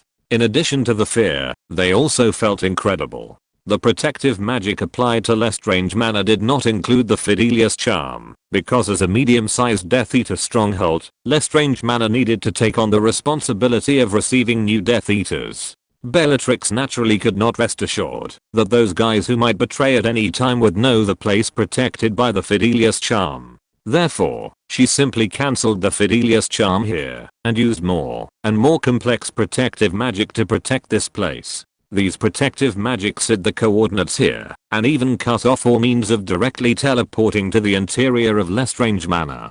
It can be said that, except that when the enemy came here, they could still see Lestrange Manor instead of seeing nothing. The protective magic applied to Lestrange Manor was no different from the Fidelius charm. Even Lin, who came here by the any portkey, could only rely on the scenery outside the manor that was accidentally exposed to her field of vision from Bellatrix's perspective to locate and teleport. Lin chuckled. He would not tell Bellatrix that he had mastered the soul attachment curse. Besides, he also knew that villains die because they talk too much. God's Edge. Lin slowly raised the wand in his hand. As his lips and teeth moved slightly, invisible blades were released, killing the Death Eaters around Bellatrix one by one. When facing these Death Eaters, Lin always insisted on his point of view, which was to consume the living strength of these Death Eaters as much as possible. Even after Voldemort's resurrection, there will be many dark wizards who will join the Death Eater camp voluntarily or forcibly, but the number is limited after all, and the number of Death Eaters will be reduced by 1. What's more, if Lin can kill a large number of Death Eaters at one time, it may be able to serve as a warning to others, so that some dark wizards who originally wanted to join the Death Eater camp will give up this plan, in order to save their lives. In addition to Bellatrix, there are a total of 26 Death Eaters in Lestrange Manor. However, within the short 30 seconds of Lin's action, all 26 people were killed, and they were not even able to draw their wands. Quickly imprison. After killing those Death Eaters, Lin flicked his index finger, and a rope made of golden light flew out immediately, tying Bellatrix up. Seeing her comrades being killed one by one, and herself being tied up by Lin, Bellatrix couldn't help but show fear in her eyes. Even though she was a dark wizard who enjoyed torturing and killing people, after seeing Lin kill 26 Death Eaters in a blink of an eye without even blinking, she couldn't help but feel that he seemed a little extreme. Lin slowly put away his wand, took out a handkerchief from his pocket, and wiped his hands. Okay, Bellatrix Lestrange, tell me the whereabouts of Voldemort's Horcrux. Lin walked towards Bellatrix step by step. With every step he took, a purple flame would ignite behind him and fly towards the nearby Lestrange castle. The distance between Lin and Bellatrix was less than half shortened, and the tall Lestrange castle had already collapsed under the burning of the purple sky fire and turned into a ruin. When Lin came to Bellatrix, who was tied up by the golden magic rope, the entire Lestrange manor had already turned into a sea of fire. The purple flame filled every corner of the Lestrange manor, and even the sky was reflected with a touch of purple. A ball of purple sky fire the size of a ping pong ball danced at Lin's fingertips, and the endless purple sky fire enveloped the two of them. But under Lin's control, the purple flame stayed 1 meter away from Bellatrix. But even so, Bellatrix could still feel the extreme high temperature.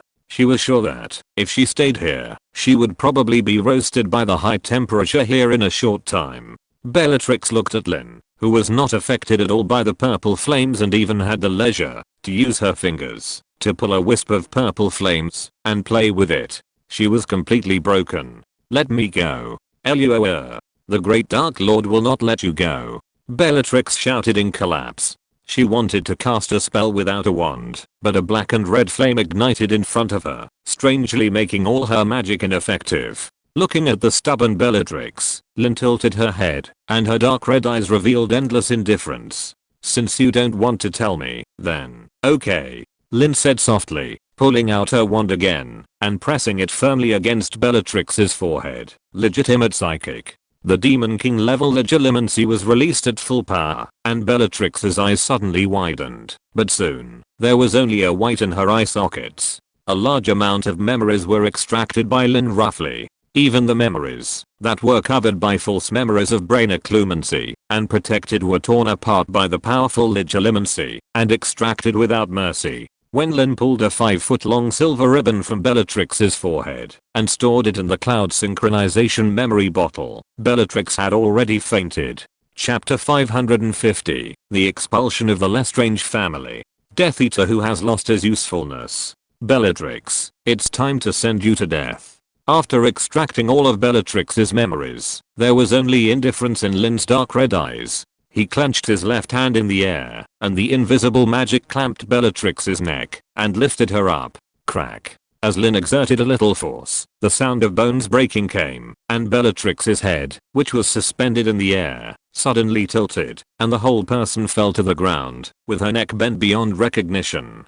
Purple flame spread and completely devoured Bellatrix's body. After doing all this, Lin indifferently glanced at the Lestrange manor, which had been turned into ruins under the burning of the purple myrtle sky fire, and raised his hand to collect all the purple myrtle sky fire. From today on, the Lestrange family is completely removed from the sacred 28 pure blood families. Lin said softly, and as his body gently turned, his figure disappeared from the spot after a sound of air explosion.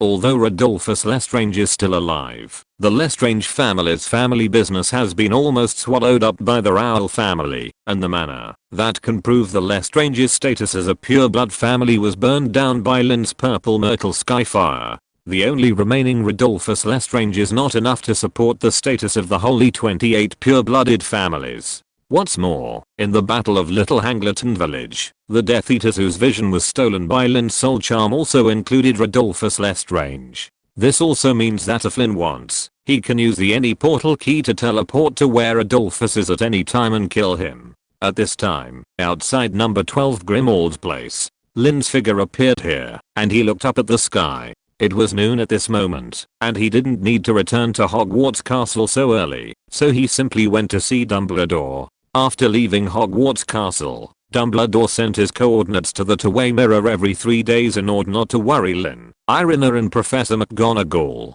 The last time Dumbledore sent coordinates was a day ago, and the location of that coordinate was the Black Ancestral home at 12 Grimmauld Place. Lin knocked on the door of the house gently. Soon, the door was opened, and it was Sirius who opened the door. Sirius seemed a little surprised by Lin's arrival. He asked, "Lin, why did you come out? Doesn't that pink toad not allow students to leave Hogwarts Castle?" Lin chuckled and said, "She can't control me. Dumbledore authorized me to use the portkey to enter and exit Hogwarts Castle freely. I came out when I wanted to." Hearing this, Sirius couldn't help but feel envious. He said, "It would have been great if I had this privilege when I was a student." Just as Lin and Sirius were chatting, Dumbledore's voice came over. "Is that you, Lin?" Dumbledore came down from upstairs, and he kept his usual smile and looked at Lin with a smile. Lin nodded to Dumbledore and asked, "Professor Dumbledore, have you got any clues in the past few months?" Hearing Lin asking about the Horcrux, Dumbledore frowned and said, "There are some clues. It's a memory that seems to point to the Gaunt family." The Gaunt family? That should be Marvalo Gaunt's ring. If Lin remembered correctly, the gem on Marvalo Gaunt's ring seemed to be the Resurrection Stone, one of the Deathly Hallows. However, Marvalo Gaunt's ring is not Lin's current target. Lin smiled and said to Dumbledore, "Professor Dumbledore, I also have some information about Horcruxes, which is also a memory. Do you want to take a look?" Hearing this, Dumbledore was stunned for a moment, and then readily agreed. "Okay," Dumbledore said. So, Dumbledore and Lin came to his room together.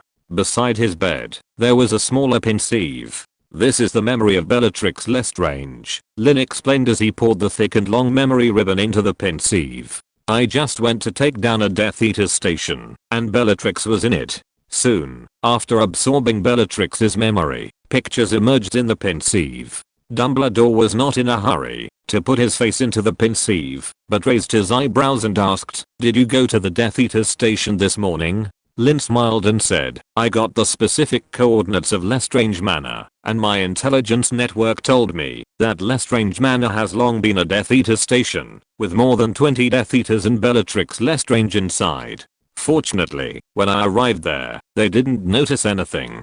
I extracted Bellatrix's memory, turned Lestrange Manor into ruins, and removed the Lestrange family from the wizarding world," Lin said briskly, as if he was talking about something insignificant.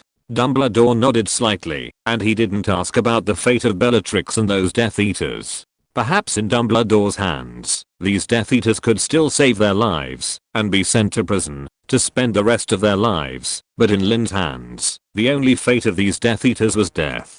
"Let's take a look at this memory," Dumbledore took the initiative to say, and he immersed his face in the pensieve. Although this pensieve was smaller than the one in the headmaster's office, it was still no problem for two people to fit in. When Lin and Dumbledore arrived at Bellatrix's memory, a series of scenes appeared in front of them. In the scene, Voldemort handed a golden cup to Bellatrix and ordered her to find the safest place in the world to store the golden cup and never let anyone find it. Bellatrix was so excited that she sobbed. She was honored to take over this important task. She brought the golden cup to Gringotts, and under the guidance of the goblins, she came to the vault purchased by the Lestrange family in Gringotts, and placed the golden cup in the most conspicuous place in the vault. After putting the golden cup away, she walked out of the vault step by step backwards. Until this moment, Lin and Dumbledore both saw the specific location of the vault.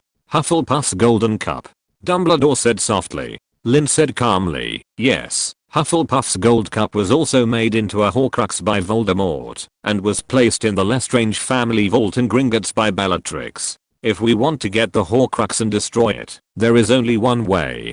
Dumbledore's voice became lighter. "Robbery Gringotts." End of this chapter. Thank you very much for reaching the end. Don't forget to like. Looking for more exclusive content and immediate access? Subscribe to our Patreon. Remember, every like, subscription, or donation encourages us to continue. Thanks to everyone. See you in the next video.